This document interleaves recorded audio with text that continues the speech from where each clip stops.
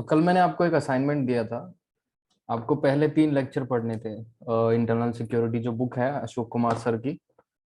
क्या सभी ने ये पढ़ी बुक? इसके 3 चैप्टर पहले कुछ गो थ्रू किया थोड़ा बहुत? कुछ ज्यादा मुश्किल नहीं था इसमें। सभी, अगर मैं कहूँ तो बहुत ही जनरल टर्म्स में लिखा हुआ है। और वही हम डिस्कस करने वाले हैं। अपार्ट फ्रॉम उसके साथ हम करंट अफेयर्स का रिलेशन करेंगे। उसको रिलेट करेंगे और प्रीवियस ईयर के जो क्वेश्चन है वो देखेंगे। सबसे इंपॉर्टेंट है प्रीवियस ईयर के क्वेश्चन, चाहे कुछ मत करो। प्रीवियस ईयर के क्वेश्चन खुद ब खुद लिखने की कोशिश करो, आपका काम चल जाएगा। एक और इम्पोर्टेंट बात मैं बताता हूँ आपको। क्या आप ये सोचते हैं कि ये मैंने 3 लेक्चर दे दिए और इसके बाद हम कभी नहीं इंटरनल सिक्योरिटी पे डिस्कस करेंगे? तो ये बिल्कुल गलत है। इंटरनल सिक्योरिटी पे जैसे, क्योंकि आप सभी को पता है ये जॉब क्या है, सीएपीएफ की, इट्स अ डायनेमिक जॉब। ये तो आप बोलते हैं इंटरव्यू में जाके कि it's a dynamic job, challenging है और डिफरेंट डिफरेंट डायनेमिज्म आता है विद रिस्पेक्ट, मतलब टाइम के साथ, with the passage of time बहुत सारे आपको चैलेंजेस देखने को मिलेंगे। तो इंटरनल सिक्योरिटी के जो टॉपिक्स भी है ना, वो भी आपके बहुत डायनेमिक हैं। विद पासिंग टाइम आपको क्या लगेगा कि this particular news is important, यहां से मुझे पढ़ना पड़ेगा। This particular aspect is important, वहां से मुझे पढ़ना पड़ेगा। तो ये चीजें आपको क्या करनी पड़ेगी? तैयार करनी पड़ेगी। और वो हम कैसे करेंगे? I will dictate. जो इंपॉर्टेंट होगा करंट अफेयर का, वो मैं बार बार आपको क्या करता रहूंगा? डिक्टेट करता रहूंगा। ठीक है? तो ये नहीं है कि 3 लेक्चर में सिर्फ इंटरनल सिक्योरिटी का हम सिर्फ बैकग्राउंड तैयार करेंगे, सिर्फ एक बेसिक्स तैयार करेंगे इंटरनल सिक्योरिटी का। ठीक है? उसके अलावा इंटरनल सिक्योरिटी में अगर आप सोचते हैं 3 लेक्चर से कुछ हो जाएगा, तो ऐसा होने वाला नहीं है। Right? Okay, so let's begin with the internal security module के बारे में बात कर लेते हैं। क्या क्या इंटरनल सिक्योरिटी के मॉड्यूल में होगा?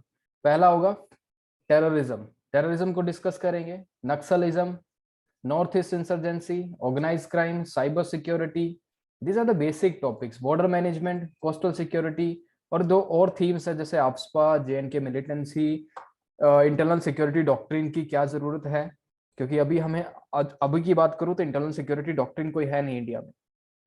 ठीक है? नेशनल सिक्योरिटी डॉक्ट्रिन भी नहीं है। उसके बाद ये जो CCIT, comprehensive convention of international terrorism, तो इसकी कोई डेफिनेशन नहीं है, कोई कॉमन डेफिनेशन नहीं है इंटरनेशनल लेवल पे। इलीगल माइग्रेशन, ये भी एक थीम बनेगी। Security agencies and security infrastructure. अब मुझे बताइए, क्या कभी डायरेक्ट क्वेश्चन आया है टेररिज्म पे?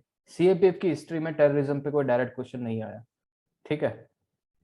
नक्सलिज्म डायरेक्ट क्वेश्चन आज तक नहीं आया कि नक्सलिज्म एज ए वर्ड लिखा हो, आपको कहीं पे मिला हो नक्सलिज्म, मुझे भी दिखाना। नॉर्थ ईस्ट इंसर्जेंसी से कोई डायरेक्ट क्वेश्चन आपको मिला हो कि north east insurgency is there, इसको सोल्व करो, नहीं।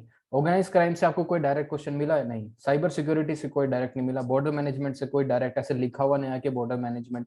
कोस्टल सिक्योरिटी, मैरिटाइम सिक्योरिटी नहीं आया। तो हम पढ़ क्यों रहे हैं इसको? ठीक है? क्योंकि ये बेसिक्स है। इसी से घुमा फिरा के क्या कर रहा है यूपीएससी, आपसे क्वेश्चन पूछ रहा है। ठीक है? एक क्वेश्चन मैं आपसे डिस्कस कर लेता हूँ, दैट इज वेरी इंपॉर्टेंट। अभी देखिए, बॉर्डर मैनेजमेंट के क्वेश्चन कैसे कैसे आए, एक बार जल्दी से वो देखना जरूरी है, पहले समझना जरूरी है इस एग्जाम को। ठीक है? एक जो बुकलेट है, जो प्रीवियस ईयर का जो डॉक्यूमेंट है, वो एक बार हम दोबारा से आपके साथ आई विल रेफर, फटाक से देखेंगे। यही क्वेश्चन मैं उसमें जो यूपीएससी ने पूछा है, जो रिफ्लेक्ट होंगे वो दिखाऊंगा आपको। Right? Okay, here is the document. Knowledge of security से देखिए, सिक्योरिंग इंडिया इंटरनेशनल बॉर्डर। ठीक है? क्या होता है इंटरनेशनल बॉर्डर? बॉर्डर मैनेजमेंट का क्वेश्चन है ना, this is a border management question. अगर हमें बॉर्डर मैनेजमेंट की अंडरस्टैंडिंग नहीं होगी तो ये क्वेश्चन हम अटेम्प्ट नहीं कर पाएंगे। इंटरनेशनल बॉर्डर्स, बॉर्डर कितने टाइप के होते हैं सबको पता है, एयर, वाटर एंड लैंड, 3 तरह के बॉर्डर्स हैं। तीनों को मैनेज करना है और एक चैलेंजिंग एक्सरसाइज भी है। ठीक है? उसके बाद देखिए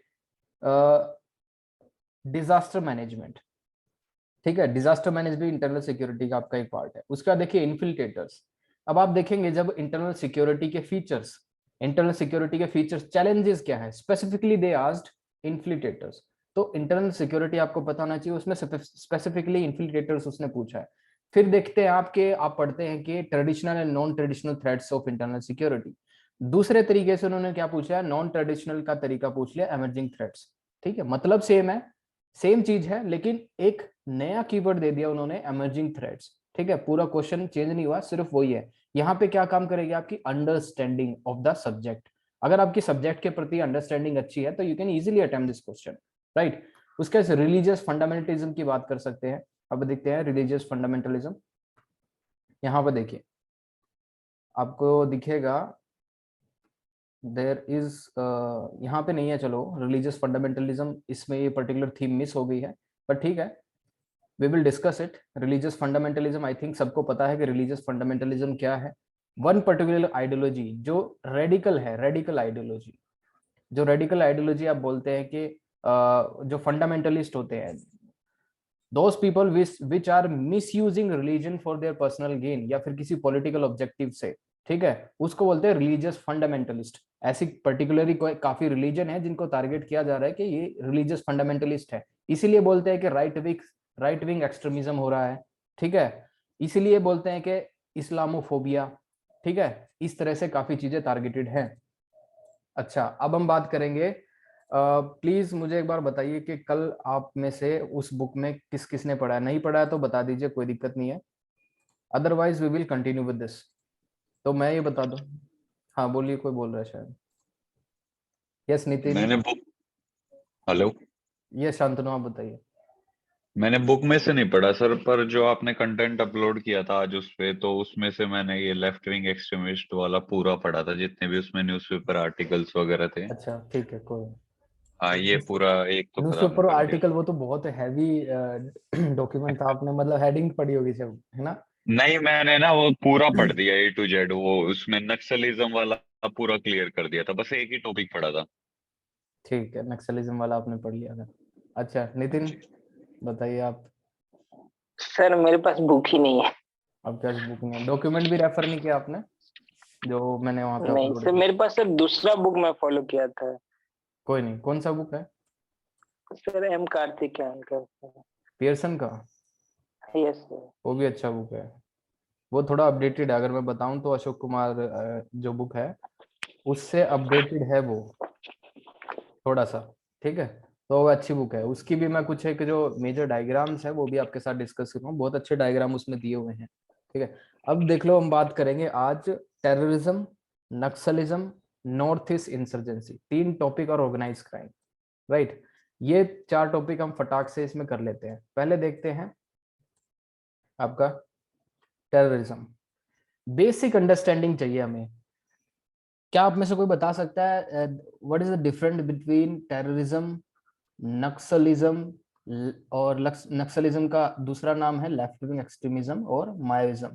अगर आप मिनिस्ट्री ऑफ होम अफेयर्स का डॉक्यूमेंट देखेंगे तो वहां पे नक्सलिज्म नहीं उसको बोलते, वहां पे इसको बोलते हैं लेफ्ट विंग एक्सट्रीमिज्म और माओइज्म।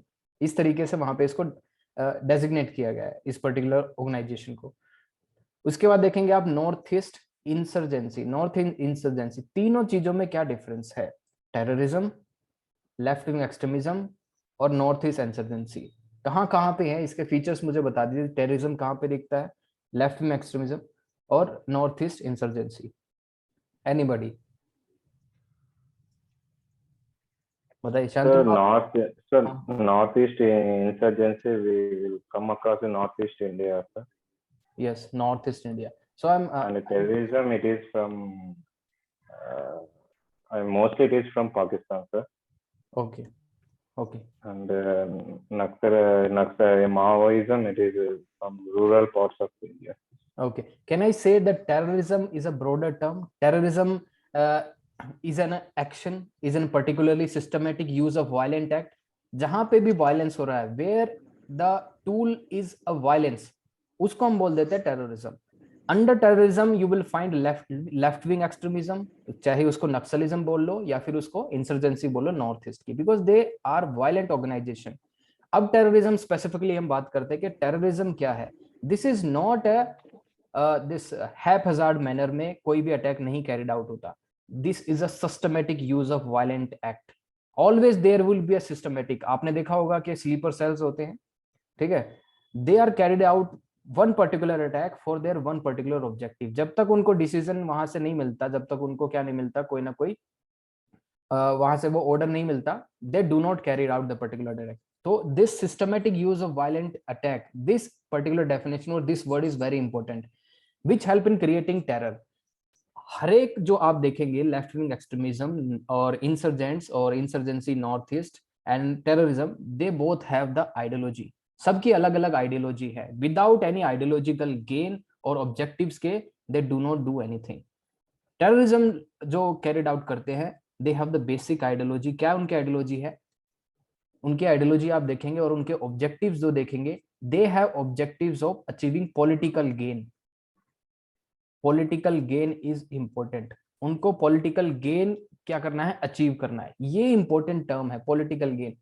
टेररिज्म आप देखेंगे जम्मू एंड कश्मीर में, why this Pakistan is sponsoring this terrorism, जो प्रॉक्सी वॉर बोलते हैं, because they want to occupy Kashmir, right? वो है उनका objective, that is the political gain. Why left wing extremism is carried out attacks? Left wing extremism की आप देखेंगे violence, why they are taking up the violence? Because they want to overthrow the administration from there. ठीक है, वहां से उनको administration वहां से निकालना है। ठीक है, they want to rule that particular area, वो खुद ब खुद वहां से रूल करना चाहते हैं। बट इंसर्जेंसी क्या आप बात करेंगे, जब इंसर्जेंसी जब आप देखेंगे वहां पे इन नॉर्थ ईस्ट, इंसर्जेंसी में one important thing is they have the people support. But in Naxalism they do not have a larger support of people. इक्का दुक्का उनको सपोर्ट मिल जाता है, बट इंसर्जेंसी में क्या है, उनको बहुत ज्यादा सपोर्ट रहता है लोकल पॉपुलेशन का। Same thing Jammu and Kashmir को भी हम इंसर्जेंसी बोलते हैं, J&K insurgency, because they are enjoying the people support, इसलिए हमारे लिए वो क्या है। तो बेसिक डिफरेंस पता चल गया। इंसर्जेंसी में they do have the people support, Naxalism में they do not have the people support. Mass support नहीं है, कुछ जहां पे वो गांव में जाते हैं, out of fear people starts supporting them, थोड़ा सा डर के उनसे वो सपोर्ट करना कर देते हैं, कुछ ना कुछ उनको खाने के लिए दे देते हैं, राशन वगैरह ये सब चीजें दे देते हैं, बट पॉपुलर सपोर्ट नहीं है उनको। ठीक है, गुरिल्ला वारफेयर वो करते हैं। Okay, so this is the basic thing. अब इसके बाद देखते हैं, मीनिंग हो गया, डेफिनेशन हो गया, ऑब्जेक्टिव्स मैंने बता दिया आपको, हर एक लोगों के ऑब्जेक्टिव्स अलग हैं। अब मैं एक केस आपसे डिस्कस करता हूं, पंजाब मिलिटेंसी का। पंजाब मिलिटेंसी आपने देखा था 1984 के दौरान हुई थी। आप इसको किस कैटेगरी में डालेंगे? It is under terrorism, left wing extremism, या फिर आपका इंसर्जेंसी? सबको पता है इट वाज अ इंसर्जेंसी। ठीक है, इंसर्जेंसी का मतलब वहां के जो लोग थे उस टाइम पे, वो लोग जो आपका गोल्डन टेम्पल के अंदर जो चीज हो रही थी, they are supporting those people, क्योंकि उनकी जो आइडियोलॉजी थी, उनका ऑब्जेक्टिव क्या था वहां पे उनका काम करने का? दे do have the political objectives. Objective क्या था? They want a separate state. ठीक है, पंजाबी सूबा की उन्होंने डिमांड की, पंजाबी सूबा।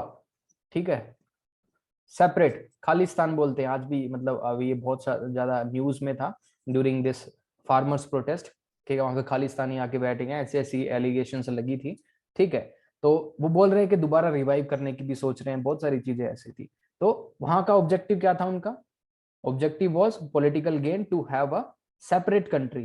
ठीक है, अब देखिए हम जो इंसर्जेंसी में आप बात कर रहे हैं नॉर्थ ईस्ट की, 2015 में हमने उन जो ऑर्गेनाइजेशन है, आप सभी को पता है ना कि वहां पे नॉर्थ ईस्ट इंडिया के अंदर there were separate separate organisation. जैसे आप बात करेंगे वहां पे बोडो, ठीक है, बोडो एक ट्राइब है, उसके बाद नागा एक ट्राइब है, इन्हीं से क्या बन गई? Terrorist organisation. ठीक है, और नागा की कौन सी बन गई? एनडी, मैं उसका ऑर्गेनाइजेशन का नाम भूल गया, NSCN, नेशनल सोशलिस्ट काउंसिल। ठीक है, तो ये हो गया। There are different different faction within that. NSCN के खाफलांग होगी, ठीक है, इसाक मुइया फैक्शन होगी, मतलब जो भी लीडर्स उनको सपोर्ट करते हैं। Yes Nitin, you have raised your. Sir ULFA हो गया, हाँ, उल्फा, और यूनाइटेड, मणिपुर में सर हाँ, ILP का demand sir. United Liberation Front of Assam, Assam ही होगा शायद।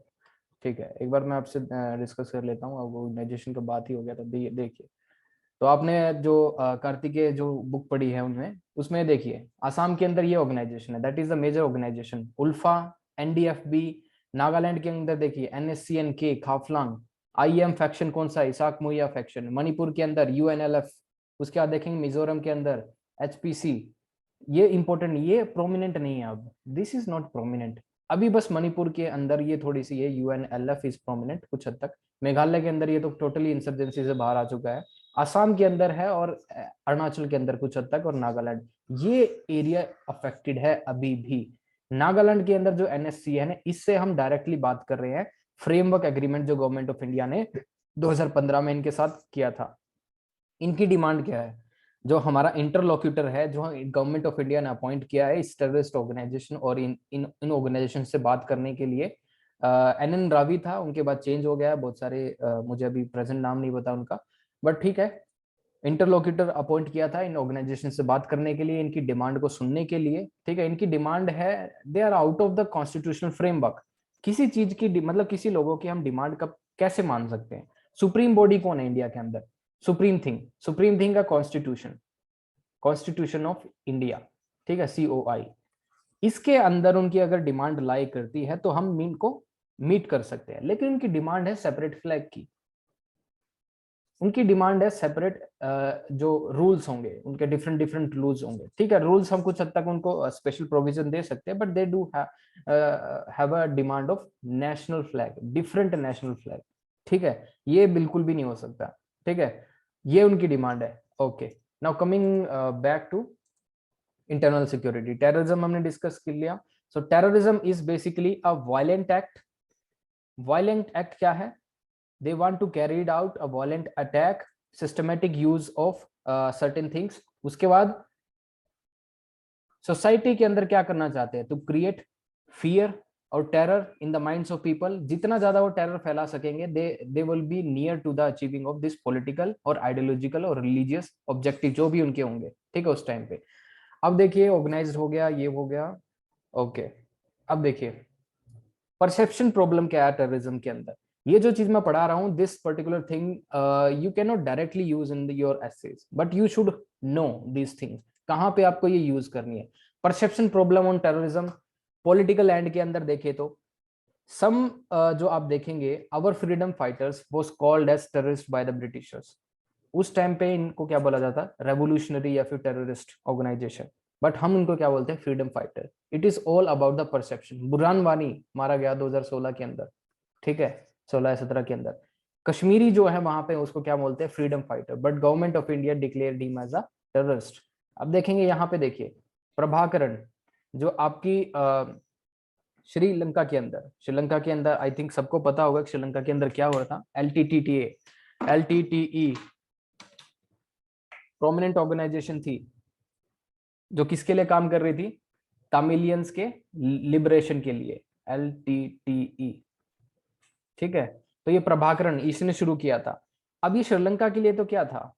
श्रीलंकन गवर्नमेंट के लिए he was a terrorist, but जो वहां पे तमिलियन थे, जो तमिल पॉपुलेशन थी, ठीक है, not only in India but also in Sri Lanka. Sri Lanka में भी तमिलियन पॉपुलेशन है, इंडिया में भी तमिलियन पॉपुलेशन है, तो उनके लिए क्या था? फ्रीडम फाइटर्स, जो उनके हक के लिए लड़ रहा था। ठीक है, क्योंकि तमिलियंस को क्या कर रहे थे उस टाइम पे श्रीलंकन गवर्नमेंट, उनको तमिलियंस को दे वर गिविंग अ सेकंड, मतलब जो सेकेंडरी सिटीजन्स के सभी राइट्स दे रहे थे। मतलब उनको गवर्नमेंट के अंदर उनकी लैंग्वेज को रिकॉग्नाइज नहीं किया जा रहा था। ठीक है, उनको वोटिंग राइट्स से छीने जा रहे थे, बहुत सारी चीजें हो रही थी उस टाइम पे 1984 के अंदर, जो 88 के अंदर। ठीक है, अब आइडियोलॉजिकल एंड की बात करते हैं। आइडियोलॉजी एंड कम्युनिज्म हमने बात की। Left wing extremism, Karl Marx justify the use of force to achieve the political objective of ideological end. देखिए क्वेश्चन आया था आपके एग्जाम में, power flows only through the barrel of the gun. एक आपका आर्ग्यूमेंट राइटिंग था इस पे, बैरल ऑफ द गन। ये क्या है? Marks philosophy. ठीक है, अगर आपको क्या है, अपने ऑब्जेक्टिव्स अचीव करने हैं, तो यू नीड टू और you have to use the force, violence का आपको यूज करना पड़ेगा। कार्ल मार्क्स क्या कह रहा था कि अगर आपको कुछ चेंज लाना है तो you need to total annihilation of the caste system. ठीक है, पूरा एनिलिएशन मतलब पूरा उलट के रख देना है आपको, जो भी आपने कास्ट सिस्टम अभी तक बनाया उसको खत्म करना होगा, जब भी आप नए सिरे से शुरुआत कर सकेंगे। कैसे करेंगे? यूज ऑफ फोर्स का यूज आपको करना पड़ेगा। ठीक है, that is the ideological end of communism, left wing extremism. तभी ये सब हुआ इन द सेंट्रल इंडिया। जब आप देखेंगे वो रेड कॉरिडोर आप देखते हैं, कुमार एंड सानू, मैं उनकी कहानी तो नहीं सुनाऊंगा, उनका को फायदा नहीं अभी। ठीक है, आउटडेटेड हो चुका है, बैकग्राउंड इतना कोई नहीं पूछता, बट यू शुड नो अभी प्रेजेंट स्टांस क्या है। जब हम लेफ्ट विंग एक्सट्रीमिज्म को स्पेशली जब डिस्कस कर रहे होंगे, तब हम उसमें बात करेंगे कि अभी प्रेजेंट में जो लेफ्ट विंग एक्सट्रीमिज्म है पहले 18 से 20 स्टेट्स में था, ठीक है, इतनी स्टेट्स में फैला हुआ था, अभी वो श्रिंक हो गए, लगभग 6 या 7 स्टेट्स के अंदर भी कुछ एक डिस्ट्रिक्ट्स में सिमट के रह गया, ठीक है। पहले क्या था, उनका इन्फ्लुएंस बहुत ज्यादा था, लेकिन आफ्टर द सक्सेसफुल ऑपरेशन जो कैरिड आउट किए हैं, सीआरपीएफ ने बहुत अच्छा काम किया वहां पे, ठीक है। ओके,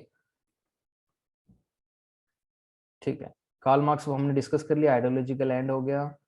अब हम डिस्कस करते हैं रिलीजियस एंड। रिलीजियस एंड देखिए, आइडियोलॉजिकल एंड की बात होगी, रिलीजियस एंड की बात करते हैं। अब देखिए, जो आपके रिलीजियस एंड के अंदर one particular thing I want to discuss with you, जो आप हिंदू और जो मुस्लिम की बात करते हैं, काफी मीडिया हाउसेस में जो मेन स्ट्रीम मीडिया हाउसेस हैं, ये सब बात करते हैं हमेशा रिलीजियस एंड की, ठीक है। मुस्लिम और हिंदू ये सब लड़वाते हैं, आपको पेपर में कहीं पे भी नहीं लिखना, ना हिंदू ना मुस्लिम, कहीं पे नहीं लिखेंगे, आपको टेक्निकल वर्ड यूज करना है, कौन सा, this religious and, Islamic fundamentalism या फिर रिलीजियस फंडामेंटलिज्म, इस्लामिक भी छोड़ दीजिए, रिलीजियस फंडामेंटलिस्ट, ठीक है। इस्लामिक भी कर सकते हैं, अगर आपको करना है तो हिंदू फंडामेंटलिस्ट भी आपको लिखना पड़ेगा, ठीक है। रिएक्शनरी टेररिज्म और राइट विंग टेररिज्म, ये क्या है, इट्स अ रिएक्शनरी। जब भी इस्लामिक फंडामेंटलिस्ट कोई अटैक कैरिड आउट करते हैं, तो उसको काउंटर करने के लिए देयर इज सम रिएक्शन, कुछ रिएक्शन होता है हमेशा। आपने शायद most of you are new, आपको नहीं पता होगा कि 2000 आई थिंक 2008 के अंदर there was a bomb blast in Panipat. Panipat के अंदर एक बॉम्ब ब्लास्ट था, एग्जैक्ट ईयर मुझे याद नहीं है। तो वो किसने कैरिड आउट किया था bomb blast, that was from the right wing extremism, ठीक है। कौन कौन थे इसमें शामिल, आपने देखा होगा, प्रज्ञा ठाकुर जो यहाँ पे he is a legislator in UP assembly के अंदर, ये लेजिस्लेटर है। कर्नल पुरोहित, रिटायर्ड आर्मी पर्सनल, उस टाइम से शायद ये सर्विस में थे, तो इन्होंने ये पर्टिकुलर जो अटैक था ये प्लॉट किया और कैरिड आउट भी, और बहुत सारे लोग इसमें मारे भी गए, ठीक है। That was a reactionary.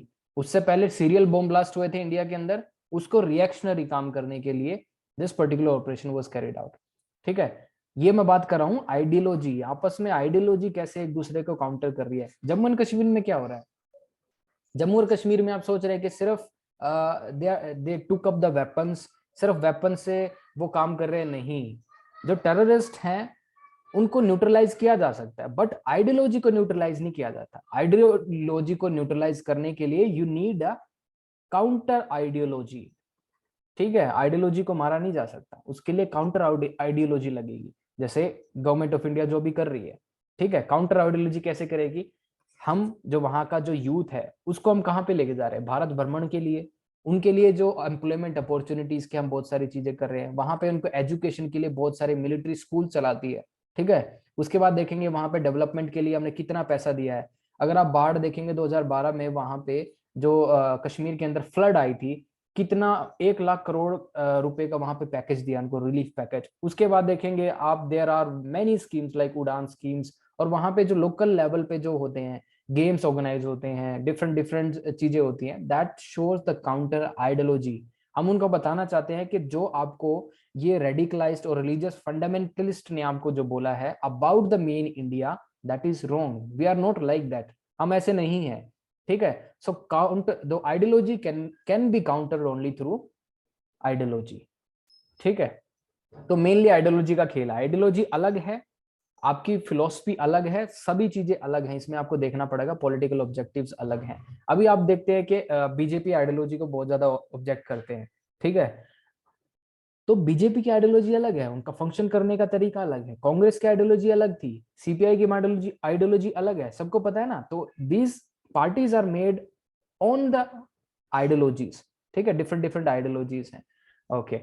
सो अब देखते हैं इंटरनेशनल टेररिज्म की बात करते हैं, that is also important. International terrorism की हम बात करेंगे, different terrorist outfit and organisation, significant event globally and India. देखिए सबसे मेजर इवेंट्स, मुझे एक बात बताइए, अगर आपको कोई चीज बतानी है, वो चीज अगर मैं एक सेंटेंस लिखूं, ठीक है, मैं ये बताना चाहता हूं, मैं सिर्फ एक सेंटेंस लिखूं, मुझे अगर जो कुछ कन्वे करना है अबाउट दैट पर्टिकुलर इंसिडेंट, वो ज्यादा बेटर होगा, या फिर मैं उस इंसिडेंट ही दे दूं। मतलब कोई टेररिज्म को डिफाइन करने से अच्छा I could have written only the this 9/11 attack या फिर 26/11 अटैक, सबसे ज्यादा इम्पैक्ट कौन सा क्रिएट करेगा मेरे हिसाब से, if you name certain attacks, ठीक है, we have a company good Shantanu ठीक है, तो दिस काइंड ऑफ अटैक्स ये बहुत ही आपको एक नज इफेक्ट क्रिएट करेंगे, ये आपको देखना है। अभी देखिए थोड़ा सा मेजर अटैक्स की बात करते हैं, इंडिया के अंदर क्या क्या अटैक्स हुए थे, दैट इज वेरी इंपॉर्टेंट। एक फटाक से देख लेते हैं। ओके, तो ऐसे हम बात करेंगे कि इंडिया के अंदर सबसे पहले हमने देखना होगा कि टेररिज्म से इंडिया कितनी अफेक्टेड है, कहाँ कहाँ से अफेक्टेड है, किस टाइम पे क्या अटैक हुए। आप देखेंगे इसी से हम सीखते हैं, जब भी कोई मेजर अटैक होता है उसके बाद हम अपने डिफरेंट डिफरेंट जो सिक्योरिटी आर्किटेक्चर है उसको बदलते हैं, हम मॉडर्नाइजेशन करते हैं, हम अपने इंटेलिजेंस स्ट्रक्चर को अच्छा करते हैं, हम इंटेलिजेंस स्ट्रक्चर को अपना अच्छा करते हैं। उसके बाद हम क्या करते हैं, हम कोलैबोरेशन करते हैं, ठीक है, बहुत सारी चीजें करते हैं। तो that is only we learn from our failures, ठीक है। पुलवामा हुआ 2019 के बाद, उरी हुआ 2016 के बाद, अब मुंबई हुआ 2008 में, आप देखेंगे मुंबई में, ठीक है, 26/11 था 2000। उसके बाद मैरीटाइम सिक्योरिटी पे कितना काम किया हमने, मैरीटाइम सिक्योरिटी पे इंफॉर्मेशन फ्यूजन सेंटर हमने दिल्ली गुड़गांव के अंदर खोला है, ठीक है। गुड़गांव के अंदर क्या होता है information fusion centre, these are the different architecture के कैसे कैसे मुझे पता चलेगा। इंफॉर्मेशन फ्यूजन सेंटर आपको पता चलेगा कि जो इंडियन ओशन के अंदर जो भी वेसल जाएगी उस पे 3 तरह की हैं, ग्रे वेसल, एक डार्क वेसल, एक आई थिंक ग्रीन वेसल है, ठीक है। हर एक शिप को अगर कोई ग्रे है और जो डार्क है, डार्क को नाम दिया गया दैट इज अ मिलिट्री, ठीक है। कोई ग्रे है तो वो उसको बताया गया कि सस्पिशियस है, ठीक है। ग्रीन को बताया गया है कि वो मतलब सिर्फ वो ट्रेड और वॉल्यूम मतलब उसको कैरिड आउट करने के लिए, दैट इज अ फ्रेंडली, ठीक है। तो हर एक मूवमेंट हमें पता होनी चाहिए। अब जो हमारे फिशरमैन हैं पहले जो थे मुंबई में, वो जीपीएस अनेबल्ड उनकी बोट नहीं थी, अब जीपीएस अनेबल्ड उनको कर दिया गया। मतलब आपको पता है कि सबने मूवी देखी है 26/11 के, फिशरमैन की जो बोट है वहां से हाईजैक कर ली थी, उसके बाद वो वापस आई। We do not know about the wherewithal of the boat, नहीं पता लगा कब वापस आ रही है, कहाँ पे है, क्या है। अगर कोई डिस्ट्रेस सिग्नल पहले ही भेज देता था इंडियन कोस्ट गार्ड को कि हमारी बोट हाईजैक होने वाली है, तो हम टाइमली एक्ट कर सकते थे, ठीक है। तो टेक्नोलॉजी का हमने हेल्प लिया है बहुत ज्यादा। अब देखिए बोधगया अटैक हुआ, गुवाहाटी, मणिपुर, ये सभी चीजें, पठानकोट, ये वाटरशेड मूवमेंट थी। पठानकोट, उरी, पुलवामा और 26/11 ये वाटरशेड मूवमेंट है। इसके बाद से हमने तो बहुत ही ज्यादा आप देखेंगे चेंज किया है। 2001 में parliament attack, that is also important. Parliament attack आप समझ रहे हैं, highest legislative body of our country, जहां पे सबसे ज्यादा सिक्योरिटी रहती है, ठीक है। थोड़ा सेंसिटिव बनिए, चीजों को समझिए, ठीक है। पार्लियामेंट अटैक हुआ था, मतलब अगर उस टाइम पे थोड़ा सा भी अगर वो वेलर ना दिखाते सिक्योरिटी फोर्सेस, वहां पे बहुत सारी जाने गई हैं, आपको पता होगा। सीआईएसएफ वाज देयर, सीआरपीएफ भी थी कुछ हद तक, बट दिल्ली पुलिस भी थी। बट आपको पता है कि दिल्ली पुलिस और जो ये जो पुलिस होती है, they are not expert that much, but वहां पे उन्होंने काम किया है। If CISF was not present there, CISF वहां पे नहीं होती, तो कुछ सिचुएशन अलग ही होती, बिकॉज उनकी जो ट्रेनिंग है इस पर्टिकुलर एरिया में बहुत इंपॉर्टेंट है, ठीक है। तो उसके बाद क्या हुआ, 2001 में जब ये पार्लियामेंट अटैक हुआ, तो India decided to teach a lesson to the Pakistan. Operation Parakram वहां पे चलाया, सबको पता है ऑपरेशन पराक्रम चलाया। हैवी मोबिलाइजेशन हुआ, ठीक है, आर्मड भेजे, मतलब टैंक भेजे बहुत सारे। 1.5 महीना लग गया हमारा वहां पे पाकिस्तान बॉर्डर पे इतनी लंबी फोर्स लगाने में। पाकिस्तान को पता था, ठीक है, पाकिस्तान को पहले ही पता था, एलिमेंट ऑफ सरप्राइज रहा नहीं, स्टेलमेट हो गया, ठीक है, इंडिया ने अटैक किया ही नहीं, so it was a stalemate. उसके बाद डिफरेंट डिफरेंट हमने सोचा अगर इतना ज्यादा टाइम हमें लग रहा है मोबिलाइजेशन में, तो इससे हमने क्या सीखा, we need to have a cold start doctrine. उसके बाद हमने कोल्ड स्टार्ट डॉक्ट्रिन, ठीक है, कोल्ड स्टार्ट डॉक्ट्रिन हमने अप्लाई की कि पहले से ही थोड़ा असला वहां पे लगा के रखो, ठीक है, जितना रिक्वायरमेंट है एटलीस्ट। वहां पे डिफरेंट डिफरेंट हमने कैंप बनाए वहां पे 2001 के बाद, बहुत सारी चीजें हमने वहां पे बनाई कि विद इन 1 और 2 डेज, इतने शॉर्ट नोटिस पे हम वहां पे अंदर जा सके पाकिस्तान के अंदर, ठीक है, एलिमेंट ऑफ सरप्राइज रहेगा। उसके बाद हम अगर बात करें तो चाइना की LAC के पास लाइन ऑफ एक्चुअल कंट्रोल की हम बात करते हैं। बहुत ही पहले हमने बोल दिया था कि China is our greatest enemy, ठीक है, बिगेस्ट थ्रेट है। We can contain Pakistan, but China, आपको पता है कि एसिमेट्री है हमारे और चाइना के बीच in terms of economy. China has way superior economy, ठीक है, इकोनॉमी उनकी बेटर है। आप उनकी मिलिट्री देखेंगे, दैट इज मिलिट्री स्पेंडिंग भी बेटर है, मॉडर्नाइजेशन भी बेटर है। तो why don't we accept it? हमने एक्सेप्ट कर लिया उस चीज को, ठीक है, आंखें बंद करके बोलेंगे नहीं हमारी इंडिया की बेटर है। अरे क्यों? आप अपने आप को कैपेबल बनाइए, अपनी कैपेसिटी बढ़िया करिए, ठीक है। तो हमें अपने दुश्मन की स्ट्रेंथ और वीकनेस पता होनी चाहिए। बाकी जो चाइना की है स्ट्रेंथ क्या है? सबसे ज्यादा इकोनॉमी। Economy is empire. अगर आपकी इकोनॉमी अच्छी है तो you can sustain the war for a longer period of time. India अगर फुल फ्लेज्ड की बात करें, फुल फ्लेज्ड वॉर की बात करें, तो India has ammunition of around 45 days. So India can withstand for 45 days. Full fledged होगा मतलब दिन रात बम्बार्डमेंट चलेगी, तो 45 दिन तक का है हमारे पास असला, ठीक है। उसके बाद आपको नए हथियार खरीदने के लिए क्या चाहिएगा? पैसा, ठीक है। इकोनॉमी किसकी? इंडिया की। आपको पता है वॉर के अंदर इकोनॉमी एकदम ध्वस्त हो जाती है, फॉरेक्स आपके भाग जाते हैं, ठीक है। फॉरेक्स रिजर्व और फॉरेन जो एफपीआई होता है आपके अंदर, कुछ भी नहीं रहता। उस टाइम पे बहुत से लोग पैसे भी छापते हैं।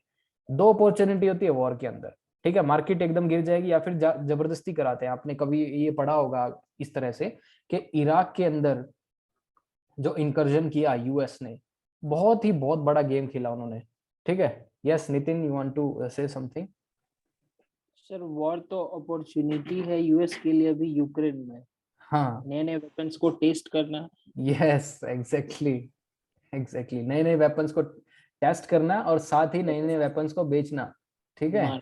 यस। जबकि सर कॉन्ट्रैक्ट यूएस खुद अपनी कंपनी को दे रहा है, और हम्म सिमिलरली वो बोल भी रहा है कि हम 3-4 बिलियन हम स्पेंड कर रहे हैं यूक्रेन को मदद कर। हाँ बिल्कुल सही। चाइना और जब इंडिया का गलवान वैली इंसिडेंट हो रहा था, तो यूएस चाहता था एस्केलेशन हो, कुछ हद तक एस्केलेशन हो, और इंडिया और चाइना का एस्केलेशन हो, तभी तो उसके हथियार बिकेंगे। इंडिया ने इमरजेंसी डील करके फ्रांस से क्या लिया उसी टाइम पे, ठीक है। फ्रांस से हमने क्या लिया? राफेल। राफेल लिया, ठीक है। अमेरिका से क्या लिया? आर्टिलरी का कौन सा उनका गन बताइए? होविट्जर, क्या नाम है उसका?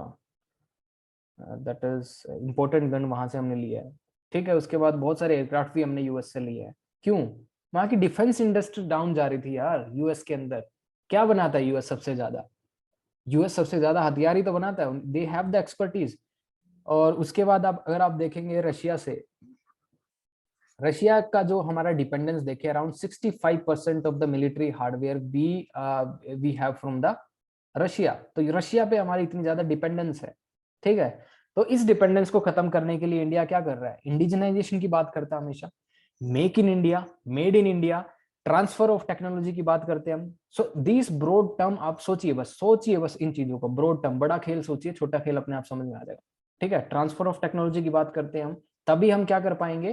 तभी हम हमारा जो स्ट्रेटेजिक ऑटोनॉमी की बात करते हैं, स्ट्रेटेजिक ऑटोनॉमी, कि जब हमारे हमारे इंटरेस्ट के अंदर जो डिसीजन हमें लेना चाहिए हम वो लेंगे, स्ट्रेटेजिक ऑटोनॉमी।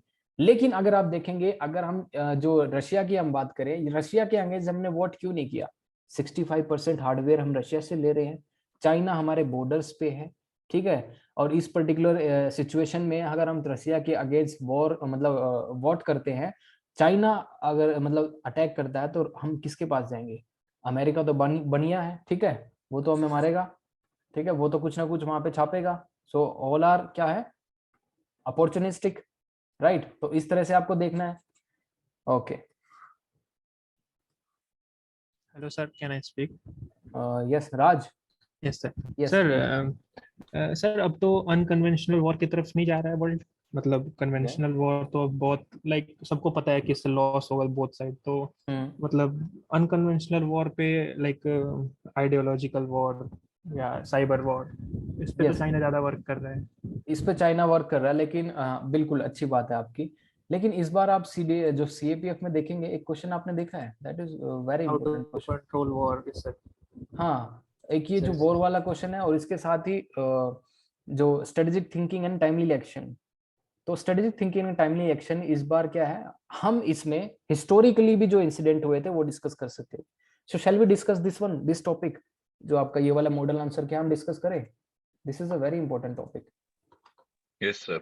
ओके, हम इस पे ब्रेनस्टॉर्मिंग करते हैं, जस्ट अ सेकंड।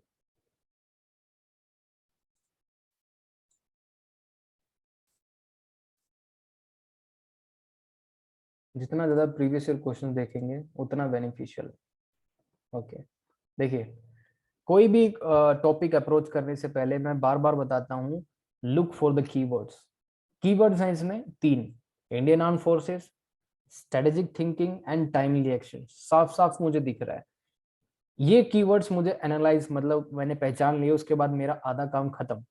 ठीक है, मैं अब इररेलेवेंट नहीं लिखूंगा क्योंकि मुझे साफ साफ दिख रहा है strategic thinking, timely action and Indian arm forces, ये 3 कीवर्ड है। अगर इस पे रेलिवेंट आपने लिख दिया, इसीलिए आपकी हाई स्कोरिंग होती है। तभी बोलते हैं कि इररेलेवेंट लिखते हैं, मैंने एक पेज भरा उसके बाद मैं भूल गया थीम क्या थी, मुझे समझ में नहीं आया बीच में क्या लिखना है, तो मैंने कुछ और लिख दिया। इसीलिए आपका फ्लो मिस हो जाता है, फ्लो मिस हो जाता है आपका। ठीक है, कैसे हम ट्रैक पे रहेंगे? Analysing of keywords. कीवर्ड दिमाग में रहेगा, उसके हिसाब से ब्रेनस्टॉर्मिंग करेंगे, वैसे सोचेंगे। तो ये चीजें हम कब करेंगे? अभी। एग्जाम हॉल में ये नहीं कर सकते आप। एग्जाम हॉल में आपका फ्रेमवर्क बना होना चाहिए। ठीक है, फट से पॉइंट आपके दिमाग में पहले होंगे, जो हम पॉइंट यहाँ पर रिवीजन करेंगे, ठीक है, वो पॉइंट हमें सिर्फ फ्रेमवर्क में डालने उस टाइम, वो हमारा काम रहेगा। वहां पे सोचने लग गए तो हो गया काम। ठीक है, तो ये देखिए इंडियन आर्म्ड फोर्सेस, मैंने इसको मतलब प्रिपेयर किया, इट्स जस्ट अ ब्रेनस्टॉर्मिंग, सिर्फ ब्रेनस्टॉर्मिंग है। बहुत सारी चीजें इसमें ऐड कर सकते थे और आपके साथ मिलके मैं करूंगा भी अभी। ठीक है, so we will add, it would be interactive, बहुत इंपॉर्टेंट है। देखिए इंडियन आर्म्ड फोर्सेस, अगर यहाँ पे डिफेंस फोर्सेज होता, अगर यहाँ पे डिफेंस फोर्सेज होता तो सिर्फ 3 फोर्स होती, Indian army, Indian navy and Indian air force. Armed forces क्या है? Armed forces of the union का मतलब है military forces plus central arm police forces.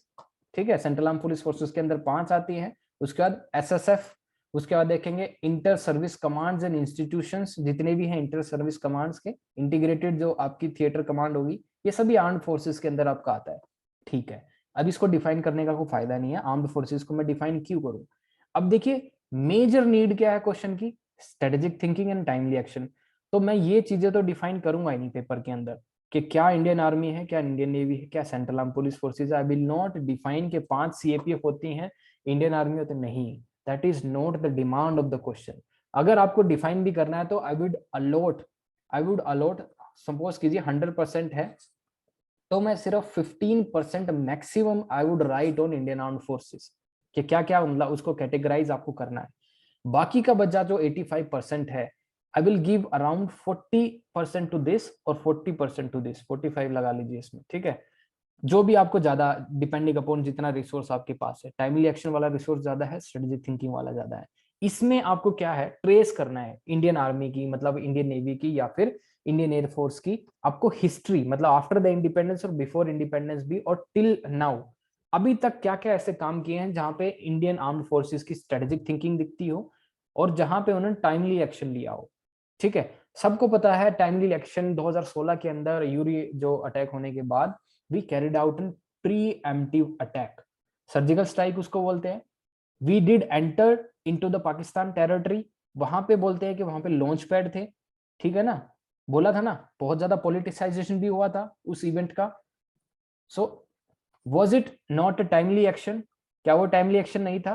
Pre-emptive strike, अगर आप मिनिस्ट्री ऑफ एक्सटर्नल अफेयर्स की वहां पे गाइडलाइन देखेंगे, और गाइडलाइन कह रहा हूं उसकी जो बाद में आपकी प्रेस रिलीज होती है, प्रेस के अंदर जो मिनिस्ट्री ऑफ एक्सटर्नल अफेयर्स की स्टेटमेंट थी, they said that we carried out an preemptive action, right? The surgical strike in 2016, again in 2019 we carried out a Balakot air strike, that was also a preemptive, right? वहां पे क्या हुआ, preemptive strike हमने बोला, timely action था, बहुत सारे launch pad पे टेररिस्ट थे, इंडिया में ट्राई कर रहे थे एंटर करने की, right? Okay, that was a pre-emptive, मतलब टाइमली एक्शन। अब देखिए उसका टाइमली एक्शन की अगर बात करूं, इंडियन आर्मी का मुझे बता दीजिए अभी तक हिस्ट्री में जहां पे इंडियन आर्मी ने टाइम से पहले मतलब सरप्राइज कर दिया अपने एनिमी को, अपने एडवर्सरी को, ऐसा कोई एक्शन लिया है? बताइए, कुछ भी, कोई आपको याद हो? एनीबॉडी?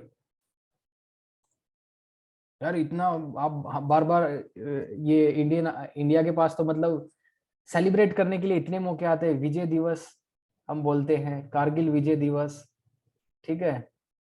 हमारा मतलब शौर्य और इनकी तो मतलब कमी नहीं है, हमें इतनी सारी हमारे पास गाथाएं हैं, बहुत सारी परमवीर चक्र मिलते हैं लोगों को, एग्जाम्पलरी उन्होंने काम किया है, ठीक है। विजय दिवस, कारगिल विजय दिवस, आप 1971 वॉर की बात करेंगे, कैसे 90,000 prisoners of war, 90,000 prisoner for, कोई हंसी खेल नहीं है, इतनी बड़ी लार्ज स्टैंडिंग आर्मी एकदम सरेंडर कर रही है, ठीक है। कुछ ना कुछ स्ट्रेटजी रही होगी इंडियन आर्मी की, ठीक है, जब भी इन्होंने सरेंडर किया, ऐसा तो नहीं है वहां पे एकदम। US emerged as an unipolar, okay हाँ ये पहले वाला पॉइंट है। Sam Manekshaw, yes Abhishek, Sam Manekshaw, okay. Sam Manekshaw ने बहुत अच्छा काम किया था 1971 के अंदर। So coming back to the timely action, मुझे एक टाइमली एक्शन जो बहुत इंपॉर्टेंट याद आता है वो है 1988 के अंदर, 1984 के अंदर मेघदूत ऑपरेशन। सो ऑपरेशन मेघदूत किससे रिलेटेड है, कोई बताएगा? Operation Meghdoot, anyone? सभी सो गए लगता है मुझे। Hello, I am audible? Yes sir. Yes sir. अरे ऑपरेशन मेघदूत नहीं पता आपको? सच बताओ।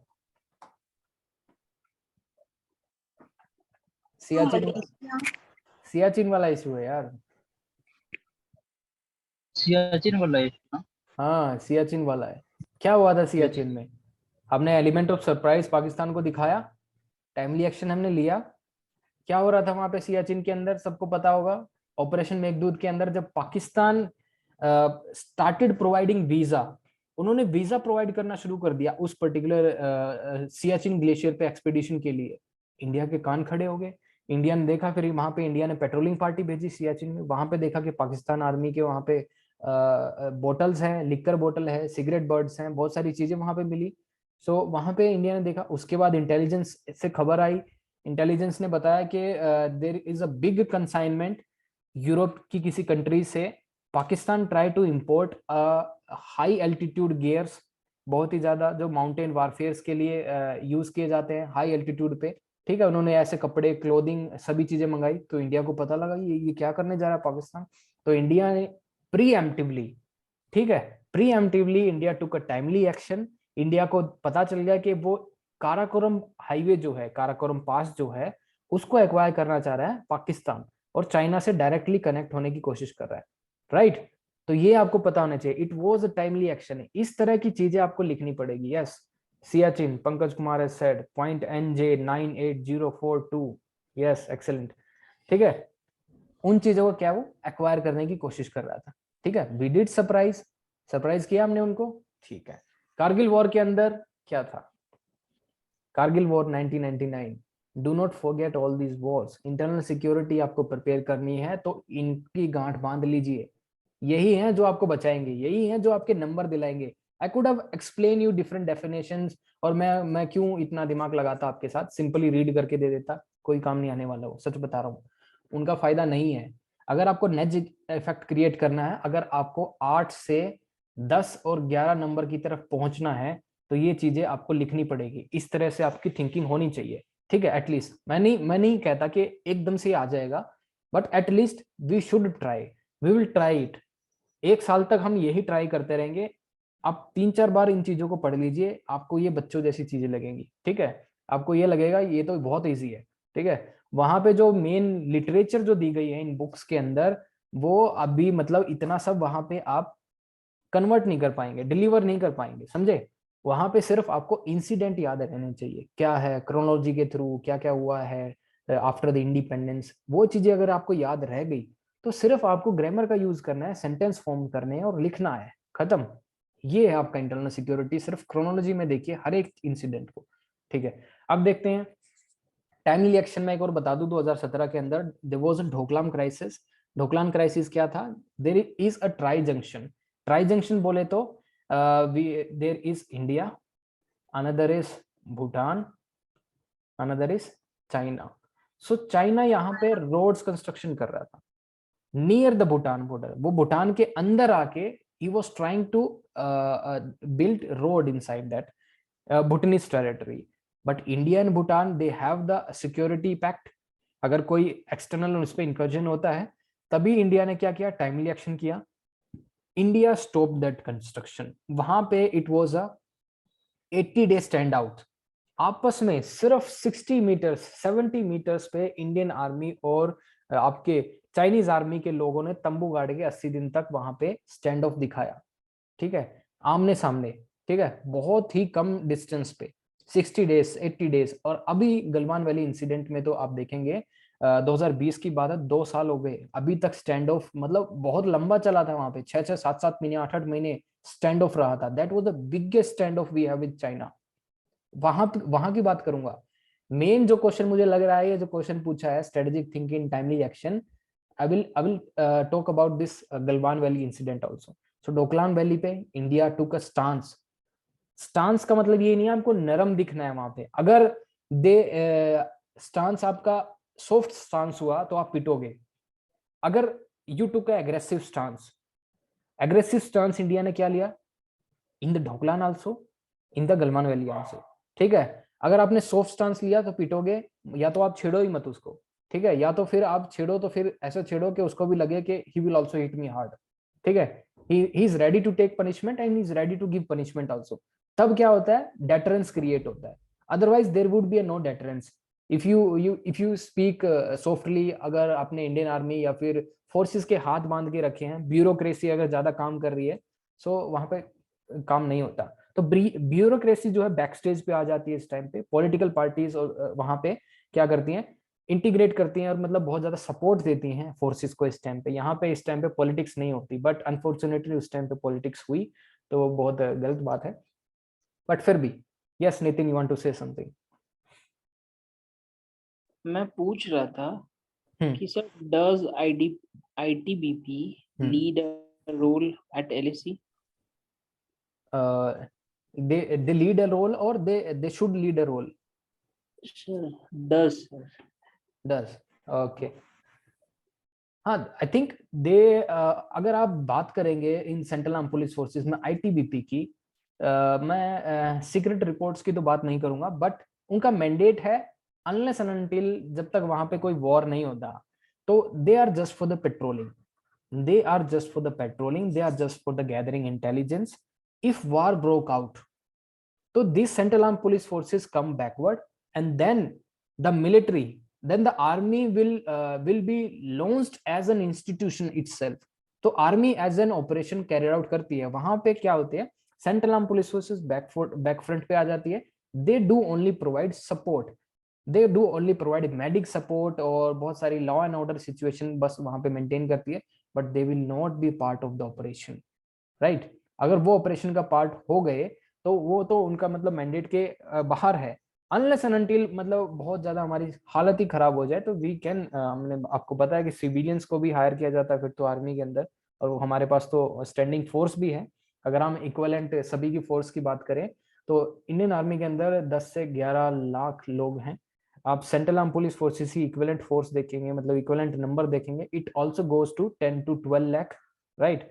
तो 22 लाख लोग तो यहीं पे हो गए। एयरफोर्स और मैंने अभी नेवी की बात तो की नहीं है, ठीक है। पुलिस फोर्सेस की जो बात तो मैंने की नहीं अभी तक, जो स्टेट पुलिस फोर्सेस है, तो हमारे पास तो मतलब कम से कम 30 लाख के लगभग। दिल्ली पुलिस ही आप बात करेंगे तो 1.5 लाख की दिल्ली पुलिस फोर्स है।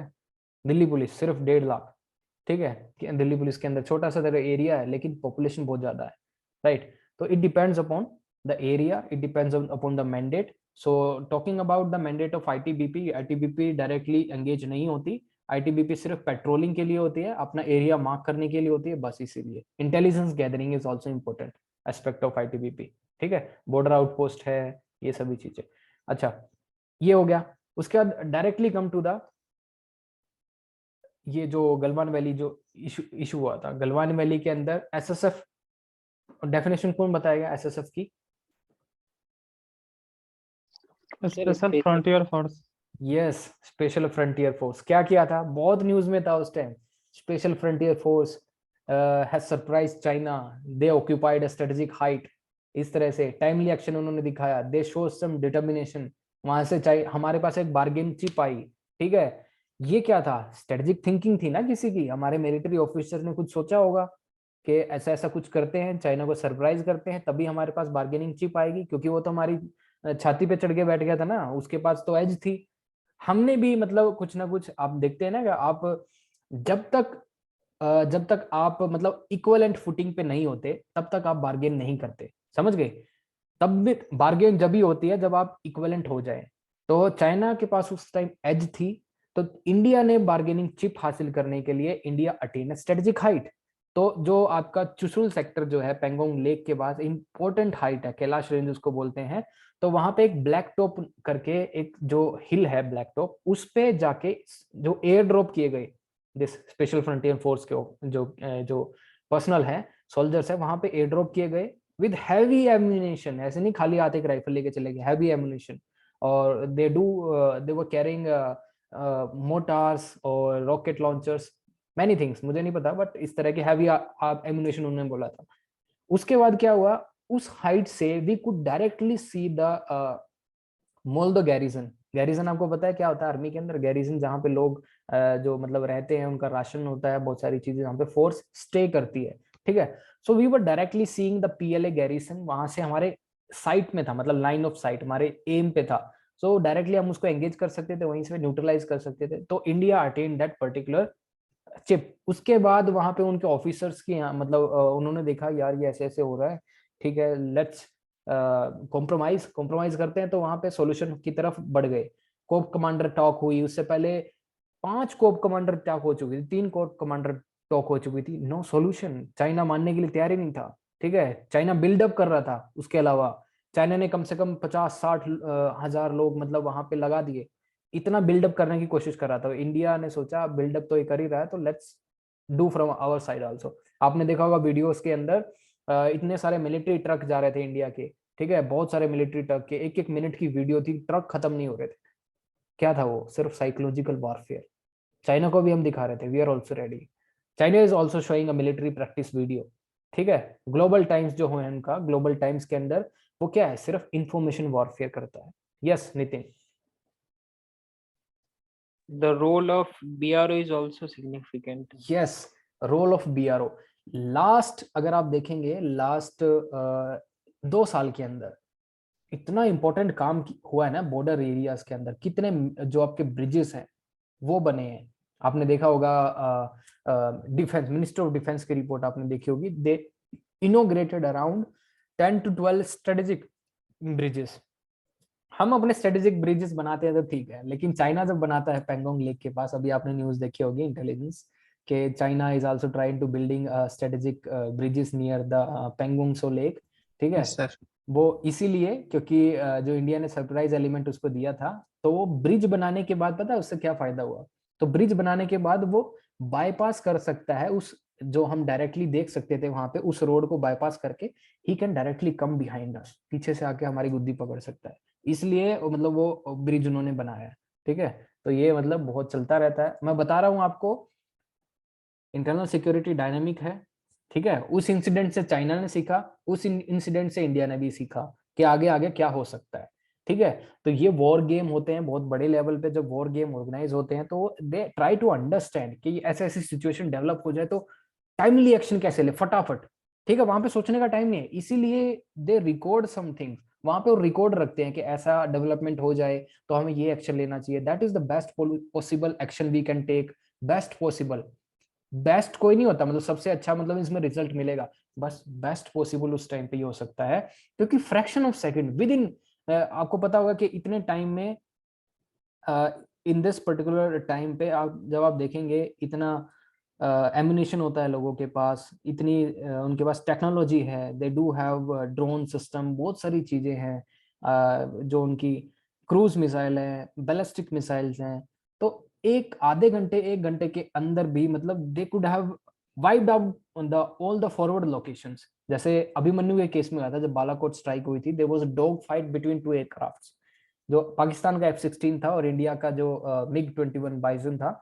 तो दे do have the dog fight. Dog fight उसको बोलते हैं आसमान में जब फाइटर्स लड़ते हैं आपस में। तो क्या हुआ, we also shot down the Pakistan aircraft and in that particular event India का भी जो 21 था, MiG-21, वो भी ठीक है वहां पे क्रैश हो गया।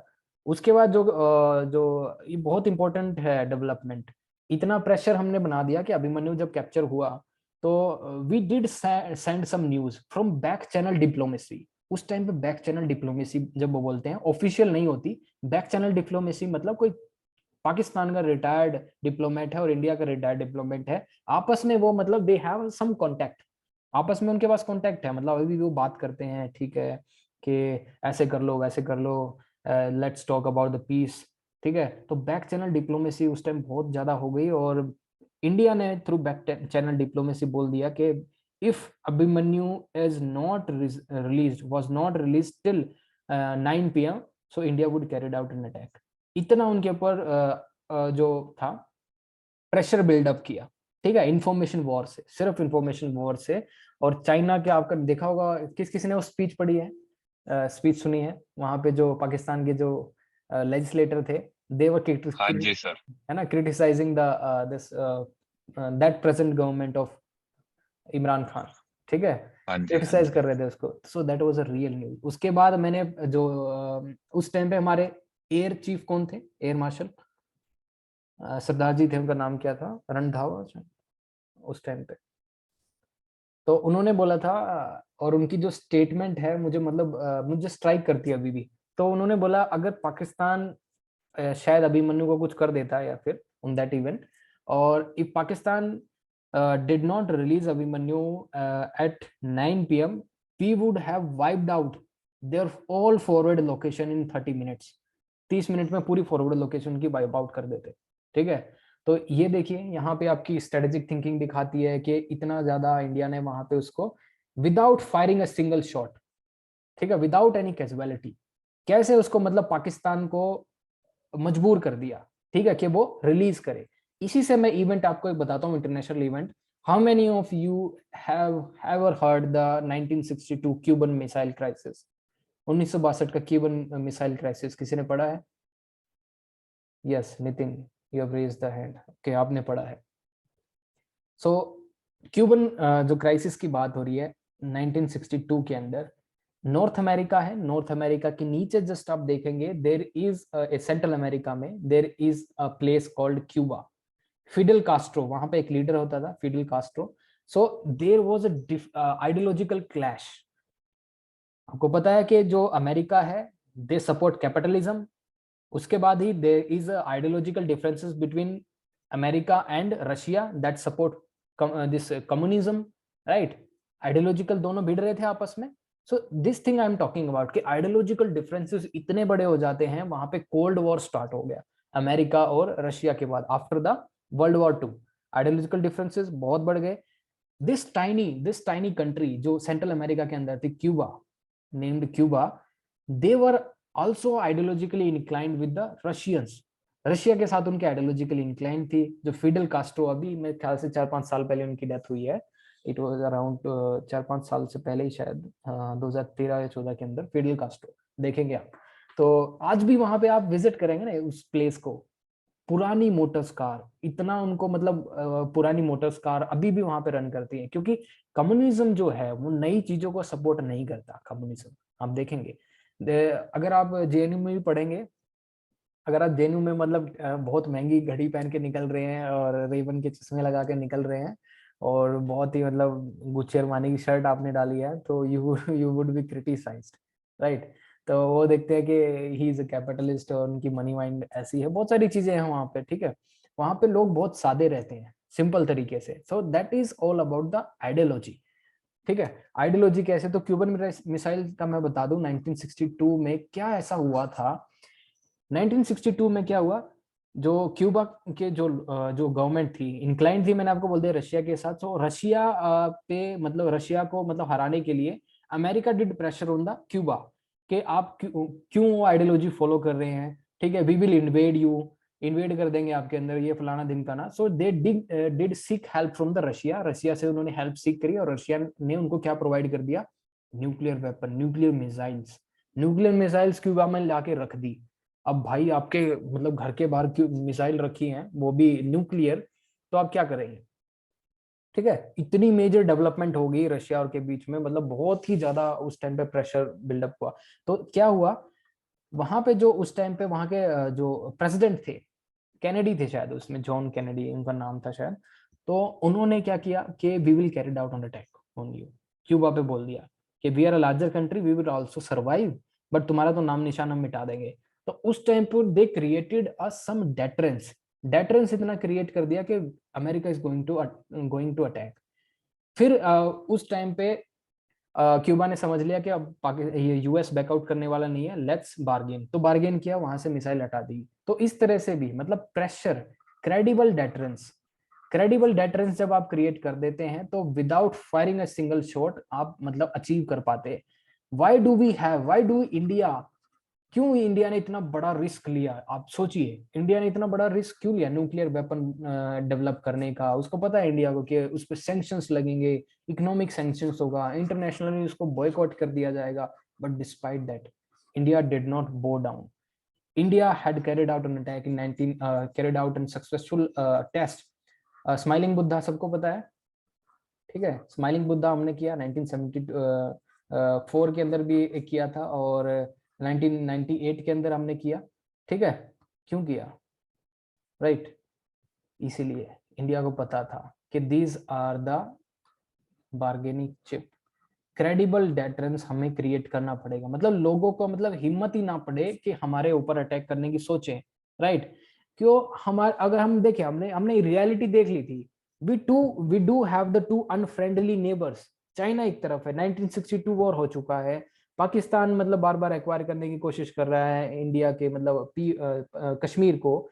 47 हुआ चाइना पाकिस्तान के साथ, 65 हुआ पाकिस्तान के साथ, 71 हुआ, 99 हुआ पाकिस्तान के साथ। तो इंडिया ने भी सोचा we should have this particular thing with us. तो इंडिया ने बिना किसी सोचे समझे नेशनल सिक्योरिटी के इंटरेस्ट में जो था, नेशनल इंटरेस्ट में जो था, इंडिया ने वो किया, ठीक है? और दैट इज वेरी कमेंडेबल। उस टाइम पे बहुत ही स्ट्रॉन्ग गवर्नमेंट थी और उन्होंने ये पर्टिकुलर गो हेड दिया इस प्रोजेक्ट को। और इसीलिए हम आज जो चाइना है और जो पाकिस्तान है, इसीलिए टू फ्रंट वॉर कर नहीं पा रहे हमारे ऊपर, ठीक है? Because we do have the nukes, right? तो इसीलिए क्रेडिबल डेटरेंस, इसीलिए बोलते हैं कि ये these are the weapon of the peace. इसीलिए इनको बोला जाता है वेपन ऑफ द पीस। मतलब अगर ये आपके पास है, अगर दो कंट्रीज के पास न्यूक्लियर वेपन्स है तो वो लड़ेंगे नहीं। अगर लड़ेंगे तो बिल्कुल कम थ्रेशोल्ड पे लड़ेंगे, ठीक है? नॉर्थ कोरिया क्यों, अगर आप सोचेंगे नॉर्थ कोरिया जो है क्यों यूएसए को डराता रहता है? एक छोटी सी कंट्री है, क्या इकोनॉमी है, रद्दी इकोनॉमी है उसकी, right? Yes Nitin. Sir it will challenge the US hegemony. Yes, US hegemony को चैलेंज कर रहा है। पहली बात, यूएस उस कंट्री को देख के मतलब एक तो मतलब उसका आप देखेंगे, एक तो हेजेमनी मतलब हाँ, yes yes, nuclear weapons, nuclear weapons. तो देखिए, नॉर्थ कोरिया ने एक्वायर कर लिया, उसके बाद नॉर्थ कोरिया अब जो चाहता है वो करता है।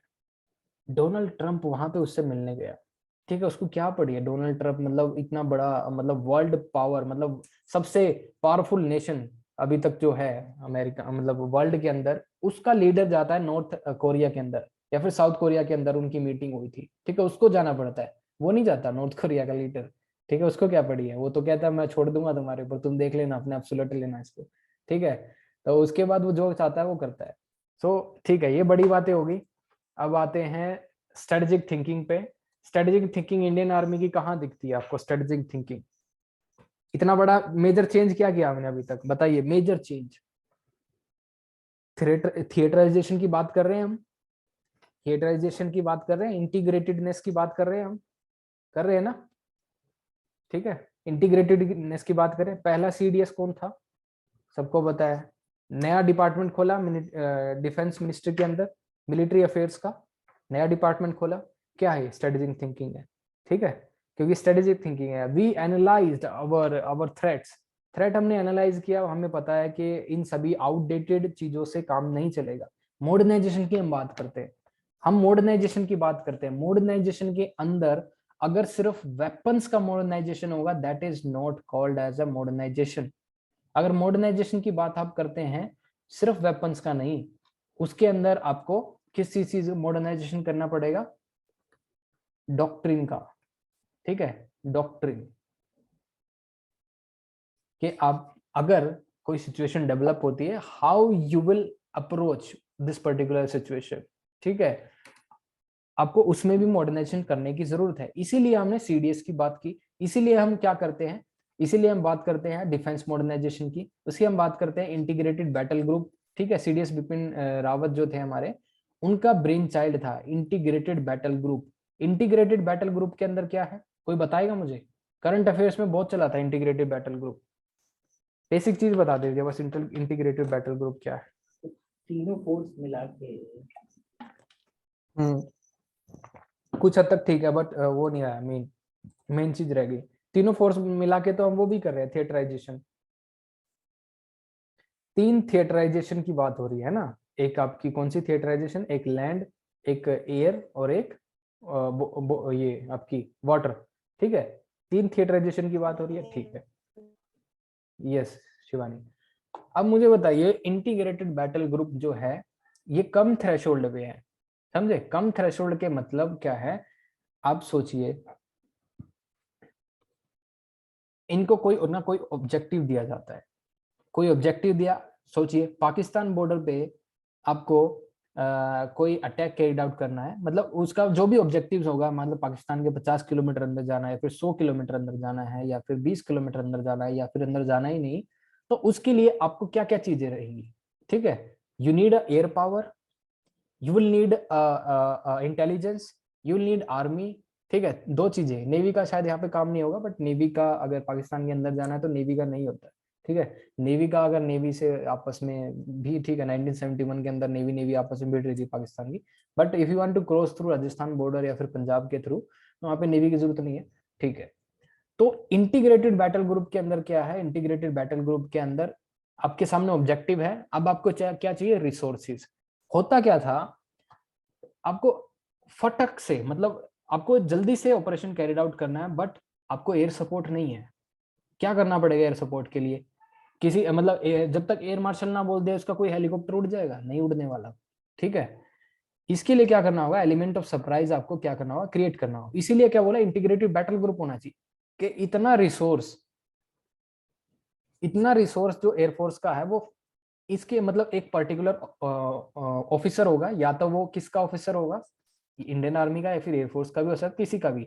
He will have the all the resources of Indian air force, जितना भी उसको रिक्वायरमेंट होगी वो उसको एक्शन ले सकेगा, उसको गाइड कर सकेगा, ठीक है। ये इस चीज का मेन ऑब्जेक्टिव है, कि बार बार इसको मतलब ब्यूरोक्रेटाइज ना किया जाए, टाइमली एक्शन लेने के लिए उसको जो जो रिसोर्सेज चाहिए दूसरी फोर्स से, ही विल बी प्रोवाइडेड। खत्म, ठीक है। अब देखिए स्ट्रेटेजिक थिंकिंग की बात करते हैं दोबारा से एक और। Andaman and Nicobar theatre command किस किस को पता है, बन गई है। थिएटर कमांड बोलते हैं, थिएटर कमांड इसलिए क्योंकि वहां पे आर्मी भी है, एयरफोर्स भी है, नेवी भी है, इसलिए थिएटर कमांड है। एक पहली अभी तक ये थिएटर कमांड है, बाकी थिएटर कमांड बनाने की हम कोशिश कर रहे हैं। क्या स्ट्रेटेजिक थिंकिंग लगाई हमने इसके पीछे? इसके पीछे स्ट्रेटेजिक थिंकिंग क्या है, इसके पीछे स्ट्रेटेजिक थिंकिंग ये है कि this particular Andaman and Nicobar जो आइलैंड है, that is very close to the Malaccan strait. If you want to counter China, अगर आप इसको प्रेशर पॉइंट कोई देखते हैं चाइना का, that is the Malaccan state, क्योंकि 60%, more than 65% of the trade यहां से जाता है चाइना का मलक्कन स्ट्रेट से। उस चोक पॉइंट को अगर हम कैसे ना कैसे इन terms of any hostility with China, ठीक है, खत्म कर देंगे, उसका जो सारा फ्यूल सप्लाई है ना वो खत्म, ठीक है। इसीलिए चाइना क्या कर रहा है, China try to bypass this particular thing through China this CPCB क्या है, China Pakistan economic corridor, CPEC, ठीक है। इसीलिए उसने क्या है, पूरा इंडिया के ऊपर से घुमा के लेके आया, वो एक कॉरिडोर बनाया उसमें, कि इन केस वो इकोनॉमिक वायबल नहीं है, that is not a economically viable project, क्योंकि अगर वहां से आपको जाना पड़ेगा, क्योंकि राउंड द ईयर तो खुला नहीं रहने का वो, ठीक है। दूसरा, आपको हाई एल्टीट्यूड से जाके जाना पड़ेगा, fuel expenditure would be more, that is not a economical viable project, that is a strategic project. China का भी वो स्ट्रेटेजिक प्रोजेक्ट है, इंडिया का भी ये स्ट्रेटेजिक प्रोजेक्ट है, अंडमान निकोबार आइलैंड। चाइना क्या कर रहा है, China wants to make this highway from the Myanmar से डायरेक्ट हाईवे बनाने की कोशिश कर रहा है, ठीक है। सो डायरेक्टली हम मलक्कन स्टेट को बाईपास कर सके, एक चीज ये, ठीक है। तो इस तरह से बड़ी फिल्म को समझिए, बड़ी चीजों को समझिए, छोटी चीजें अपने आप समझ में आ जाएंगी, ठीक है। इसीलिए अच्छा, इंटीग्रेटेड बैटरी हो गया, चलो ये वाला डिस्कस हमने कर लिया। अब मुझे बताइए कोई क्वेश्चन इसमें, या फिर कोई ऐड करना चाह रहे हैं आप?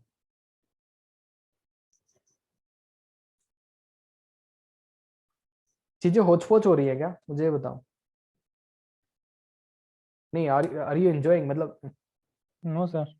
मतलब सही समझ में आ रहा है, मतलब आपको आई ओपनिंग लग रहा है ना चीजें, मतलब ऐसे पढ़ने में अच्छा है।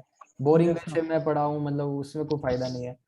दिस टाइप नहीं नहीं, बढ़िया सर, बढ़िया। इस चीजों से, मतलब इस ऐसे पढ़ोगे तो मुझे लगता है कि हाँ लिंकेज होते रहता। लिंकेज होता रहता है, लिंकेज का ही खेल है। डायमेंशंस कवर हो जाती हैं पूरी। ठीक है, चलो okay.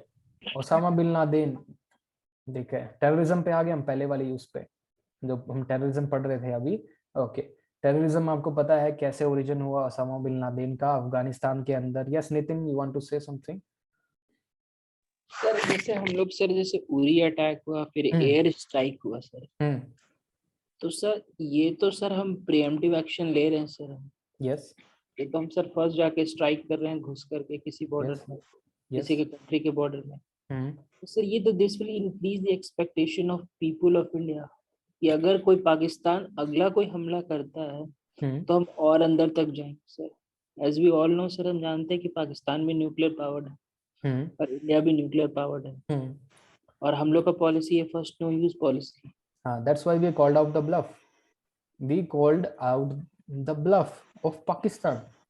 Pakistan always says that if India ever try to come to inside Pakistan, so we will use the tactical nukes. And what are tactical nukes?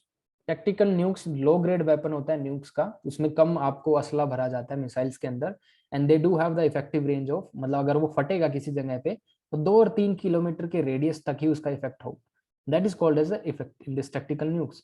हम जब कहते हैं कि ये एक ब्लफ है पाकिस्तान का, कुछ नहीं है उनके पास, टैक्टिकल न्यूक्स नहीं है, कुछ भी नहीं है, सिर्फ बकवास करता है वो, that is all a psychological affect वो डालना चाहता है कि इंडिया अंदर ना आए।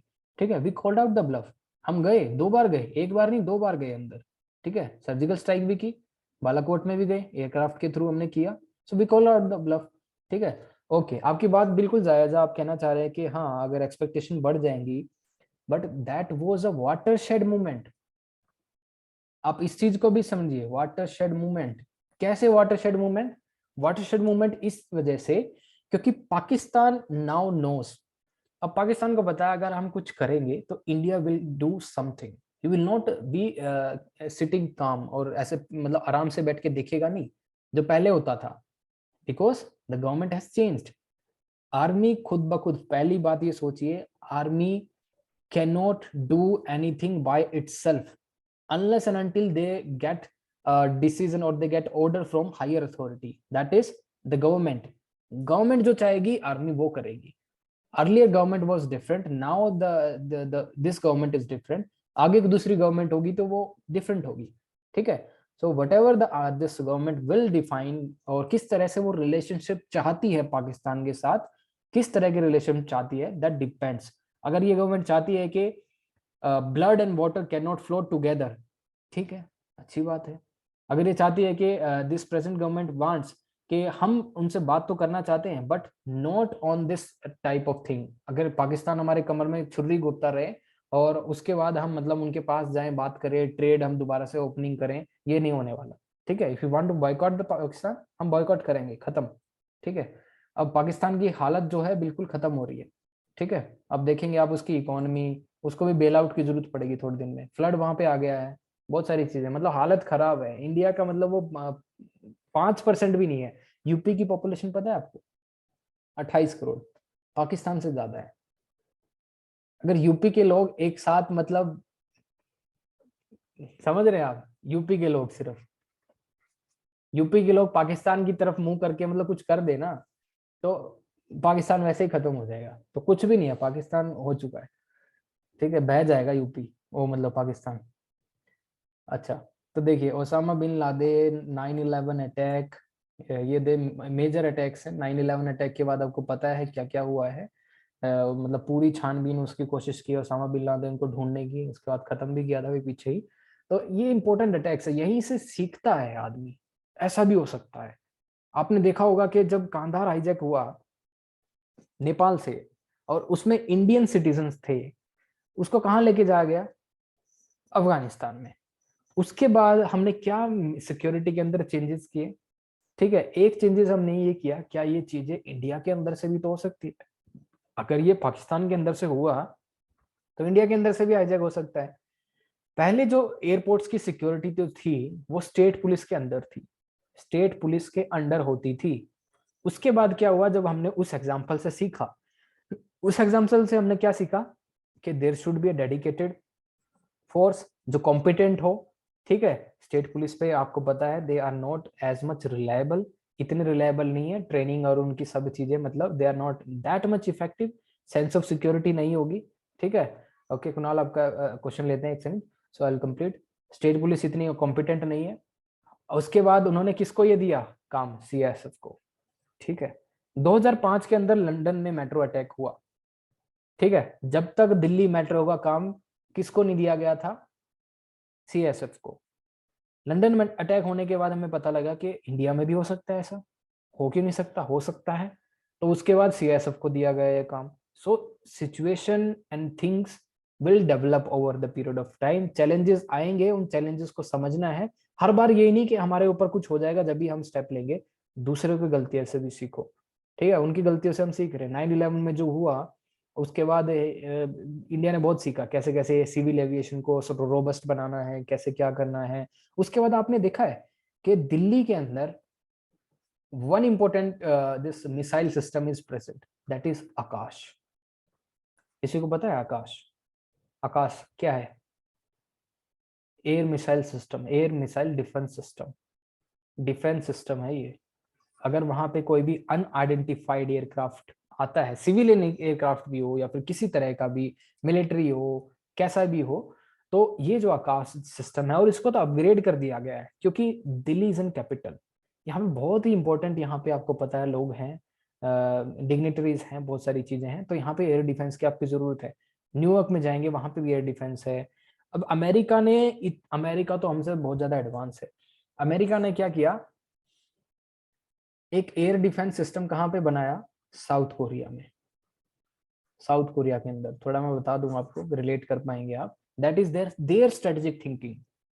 साउथ कोरिया के अंदर उन्होंने एक एयर डिफेंस सिस्टम है, दैट इज THAAD, THAAD। ठीक है, thermal high altitude air defence system. UPSC CDS में ये क्वेश्चन आया हुआ है। ठीक है, पहले उसके जो ऑब्जेक्टिव टाइप क्वेश्चन होते हैं, THAAD क्या है, तो ये सीडीएस के अंदर क्वेश्चन पूछा है। तो मैं इसको रिलेट करके बताता हूँ कि क्या है ये THAAD, high altitude air defence system. South Korea के अंदर किसने इंस्टॉल कर दिया? अमेरिका ने। If any missile is fired from China towards America, this system will automatically will detect, वहां से डिटेक्ट करेगा और उससे क्या करेगा? डिस्ट्रॉय कर देगा उस मिसाइल को इन द एयर ओनली। ठीक है, इस तरह की उनकी स्ट्रेटेजिक थिंकिंग है। सेकंड कहां पे उन्होंने लगाया? इन लग्जमबर्ग। अगर रशिया अटैक करता है, यूरोपियन कंपनी है, और कंपनी कह रहा हूँ कंट्री है, अगर वहां से कोई मिसाइल जाती है अमेरिका के लिए, तो दैट पर्टिकुलर THAAD, यही जो सिस्टम है, यही उसको क्या कर देगा? वहीं पर destroy. Do India have this kind of system? India Yes. Yes. ये कौन सा है? S-400, yes exactly, S-400। बड़ी चीजें समझिए, ऐसे ऐसे समझिए चीजों को, क्या कैसे गेम चल रहा है ना। अब देखिए, yes Shivani, we bought it from Russia, right. ये चीजें समझिए, बड़ा गेम समझिए, छोटी चीजें अपने आप आसान लगेंगी। S-400 यहाँ से हमने लिया रशिया से। ठीक है, इसका हमें तो अब रशिया बोल रहा है भाई तुम ये ले जाओ, इसके बाद थोड़े दिन बाद आना जा, अपग्रेड भी ले लो उसका हमें से। ठीक है, अपग्रेड देने के लिए भी तैयार है, अपग्रेड, क्योंकि चाइना के पास अपग्रेडेड है। ठीक है, इसका चाइना के पास अपग्रेडेड है, चाइना ने भी रशिया से लिया है, और रशिया बोल रहा है कि तुम भी ले लो, कोई दिक्कत नहीं है, हम तो वैसे भी वॉर के अंदर है, हमारी इकोनॉमी ठप हो चुकी है, हम पे सैंक्शन लग चुके हैं, एक ही चीज हम कर सकते हैं, वो है हथियार बेच सकते हैं, तुम हमारे हथियार ले लो, हम बिल्कुल हम आपको मतलब सब कुछ करने के लिए तैयार हैं। Russia is giving discounted oil समझ रहे हैं आप, डिस्काउंट दे रहा ऑयल पे। क्यों? मैंने आपको बताया था, इकोनॉमी इज एम्पायर। अगर आपको लंबे समय तक आपको वॉर करना है तो यू नीड सम मनी। अब रशिया पे सैंक्शंस क्यों लगाए दूसरे देशों ने? अब रशिया बहुत बड़ा मैन्युफैक्चरिंग थोड़ा ना है, रशिया क्या बेचता है? फ्यूल सबसे बड़ा, गैस का जो आप मैन्युफैक्चरर देखेंगे सबसे बड़ा यूएस है, उसके बाद रशिया है। और जो रशिया सबसे बड़ी जो पाइपलाइन है, जो आपकी नोर्ड पाइपलाइन जिसको आप बोलते हैं, वो इसको जर्मनी को सप्लाई करता है, और काफी जो एरिया जो कंट्रीज हैं यूरोपियन कंट्रीज उनको सप्लाई करता है, ठीक है, गैस। वही उनका एक क्या है, बार्गेनिंग चिप। अब रशिया ने बोला मैं 3 दिन तक मैं आपको क्या नहीं दूंगा, सप्लाई। जर्मनी बोला ये क्या बात हुई आपके, 3 दिन तक मुझे सप्लाई नहीं दोगे आप? बोला मेंटेनेंस करनी है। अब जर्मनी बोलता है झूठ बोल रहे यार, मेंटेनेंस तो कुछ नहीं है, तुम जानबूझ के हम पे प्रेशर बनाने की कोशिश कर रहे हो, ठीक है। तो कुछ भी बोलेगा रशिया, जो उसका मन करेगा। अब वो डिस्काउंटेड ऑयल इंडिया को दे रहा है, थोड़े से पैसे कम कमा लेगा, पर डिस्काउंटेड है। इंडिया का अपना इंटरेस्ट फुलफिल हो रहा है इससे। इंडिया के ऊपर प्रेशर बना रहा है यूरोप एंड अमेरिका, बोल रहा है आप you are funding the war, आप वॉर को फंड कर रहे हैं। आपने बहुत ही वो इंस्टाग्राम पे रील भी देखी होंगी, our honourable minister of external affairs जो एम जे शंकर, तो आपने देखा होगा, हाँ S J Shankar, sorry S J Shankar, उन्होंने बोला है कि क्या हम ही सिर्फ उसको फंड कर रहे हैं, you are not doing that, ठीक है। जितना फ्यूल आप, तो बहुत इंपॉर्टेंट स्टेटमेंट है, आप मतलब इंडिया 1 महीने में करता है, आप एक आफ्टरनून में इतना बाय कर लेते हो, ठीक है। Shivani Soni has written European countries cold हैं, they need gas to keep their houses, yes yes, वहां पे एनर्जी रिक्वायरमेंट है। अब देखिए कोल्ड तो रशिया भी है, कोल्ड तो इंडिया विंटर्स में भी हो जाता है, ठीक है। लेकिन आप देखेंगे एक, इसको आप कनेक्ट करिए कैसे, इसको आप कनेक्ट करेंगे ऐसे, ह्यूमन डेवलपमेंट इंडेक्स जो आप देखते हैं, ह्यूमन डेवलपमेंट इंडेक्स, या फिर एक डेवलप्ड कंट्री का पैरामीटर क्या होता है, मुझे बताइए। डेवलप्ड कंट्री का पैरामीटर क्या होता है? Developed country, one of the parameter is consumption of energy, कितनी ज्यादा आप एनर्जी कंजम्पशन कर रहे हैं, that is the parameter of developed country. America की कंजम्पशन देखेंगे आप एनर्जी की, और यूरोपियन कंट्रीज की कंजम्पशन देखेंगे, India is not doing even the 20% उसका कंजम्पशन का, ठीक है। इतना उनका लाइफस्टाइल बहुत वो हो चुका है, अपग्रेडेड लाइफस्टाइल है उनका। घर के अंदर अगर ओवन चलते हैं, पूरे घर को गर्म करने के लिए उनके मतलब बहुत सारे एयर कंडीशनड होंगे, बहुत सारी चीजें हैं, ठीक है। उन्होंने अपनी लाइफ को ऐसे लग्जरी बना लिया है, and they are the biggest emitter of CO2, ठीक है। CO2 के बिगेस्ट एमिटर हैं, ठीक है। तो इस तरह से चीजों को डेवलप की, मतलब समझिए, एक तार को दूसरे तार से जोड़ते चले जाइए, आपको सब समझ में आ जाएगा, ठीक है। तो ये सिर्फ बात थी वहां पे गैस की बात हो रही है, तो एक चीज इससे आप क्या समझ सकेंगे। दूसरी चीजें, अब इंडिया को इससे क्या समझना चाहिए, इंडिया को इस वाले इवेंट से क्या समझना चाहिए कि यूरोप डिपेंडेंट है एनर्जी के लिए रशिया पे, ठीक है।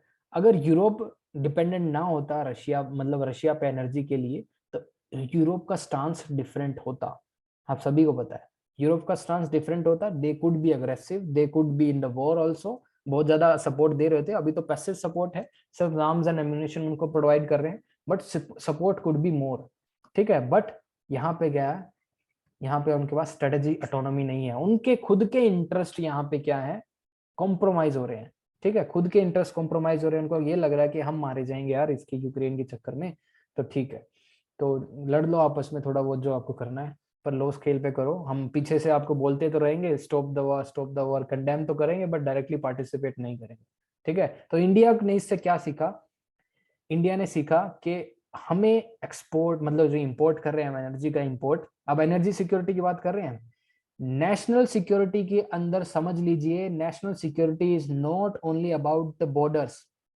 बॉर्डर्स नहीं है, नेशनल सिक्योरिटी के अंदर फ्यूचर्स हैं, नेशनल सिक्योरिटी के अंदर फूड सिक्योरिटी आती है, नेशनल सिक्योरिटी के अंदर वाटर आती है, नेशनल सिक्योरिटी के अंदर इकोनॉमिक सिक्योरिटी आती है, नेशनल सिक्योरिटी के अंदर एनर्जी सिक्योरिटी आती है, ठीक है। देयर आर न्यूमरस थिंग्स, ठीक है, बहुत सारी चीजें हैं। National security is a bigger wider term. तो एक एनर्जी सिक्योरिटी है, वो थोड़ा सा डिस्कस करते हैं। एनर्जी सिक्योरिटी आपको पता है, वी डू, जैसे 70% of energy is produce from coal, और कोल हम कितना इंपोर्ट करते हैं बाहर से, मोस्ट ऑफ द कोल हम जो एनर्जी के लिए है शायद बाहर से इंपोर्ट करते हैं।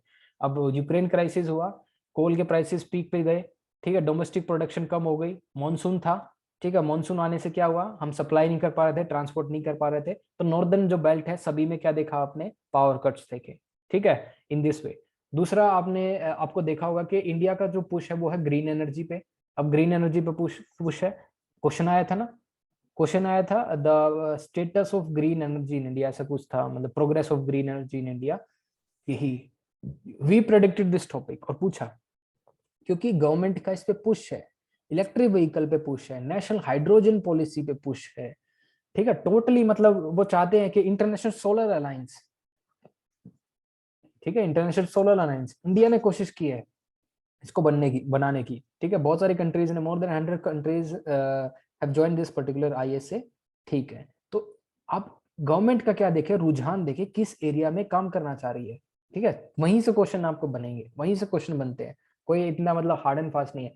अभी जो हम पढ़ रहे हैं ना, शायद इसमें से एक भी चीज ना आए अभी तक, मतलब क्योंकि आपका जो पेपर सेट होगा वो मैं बता दूं, पेपर सेट होता है आपका जो शायद दिसंबर के अंदर डेवलपमेंट जो हो, मेजर डेवलपमेंट हो, दिसंबर, जनवरी, फरवरी, मार्च एंड अप्रैल, इस टाइम पे जो मेजर डेवलपमेंट होगी वहां से आपका पेपर सेट होगा। तो इस दौरान हम क्या करेंगे, हम सिर्फ बैकग्राउंड का पढ़ेंगे, करंट अफेयर्स को रिलेट करेंगे, बैकग्राउंड का पढ़ेंगे, करंट अफेयर्स को रिलेट करेंगे।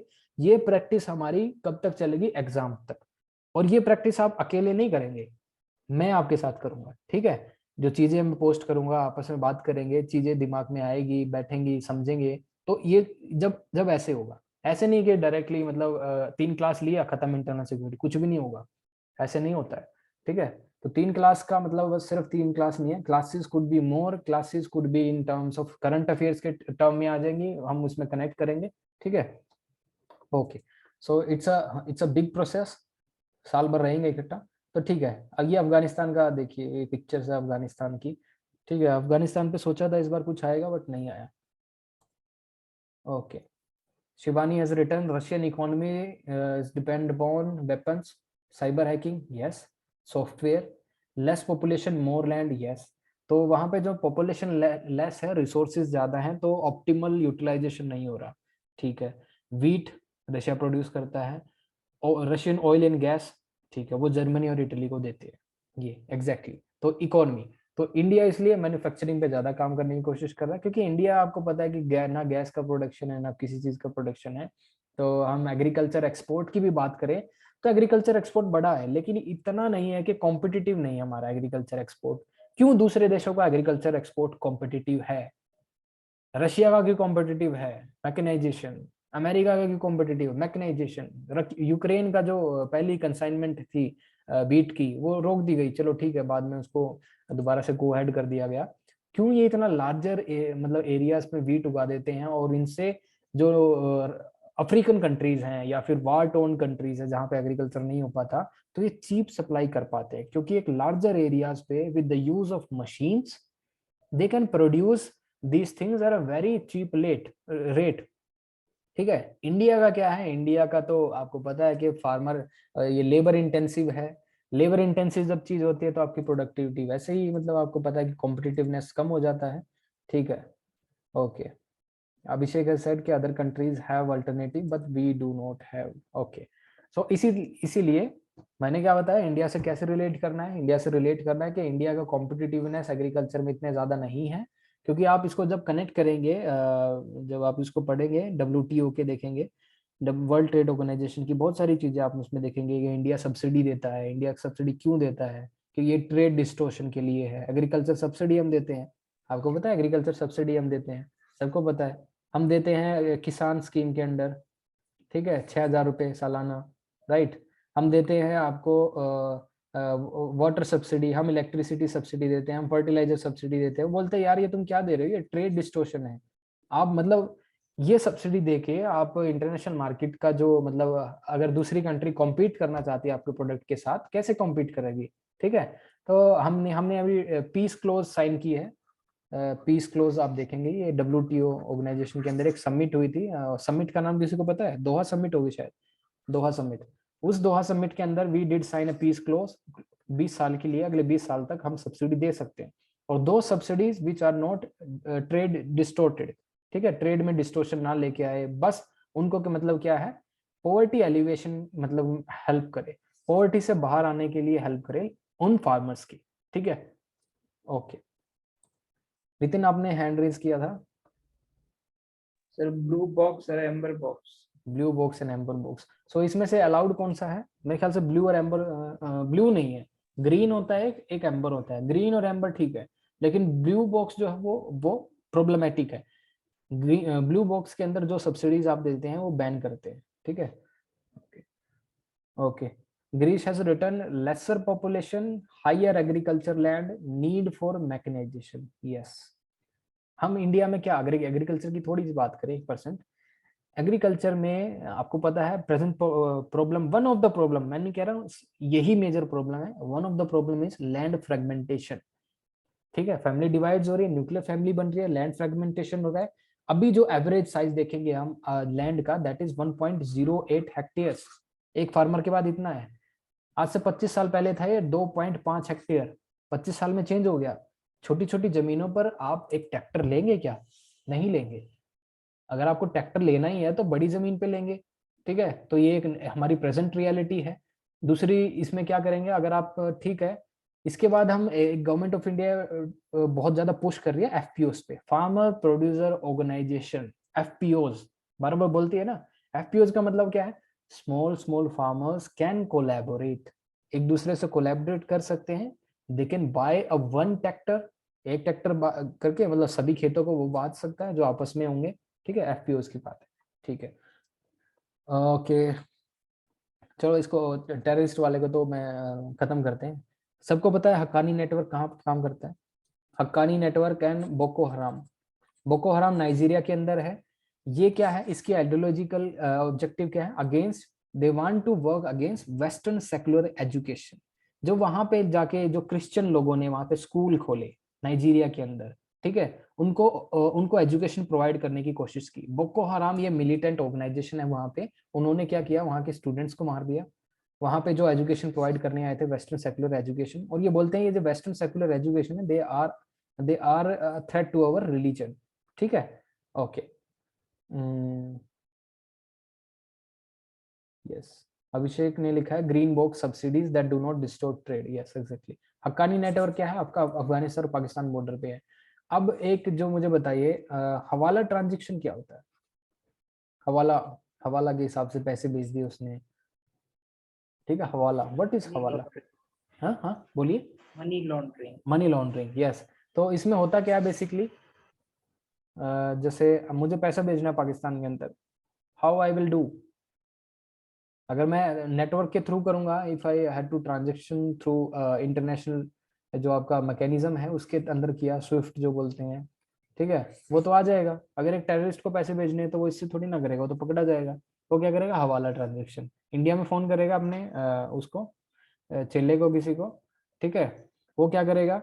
वो बोलेगा पाकिस्तान से कि इसको इतने पैसे दे दो उसके पास, ठीक है। उधर इंडिया में, उस पाकिस्तान में क्या होगा, एक दूसरा आदमी होगा, वो उसको पैसे दे देगा।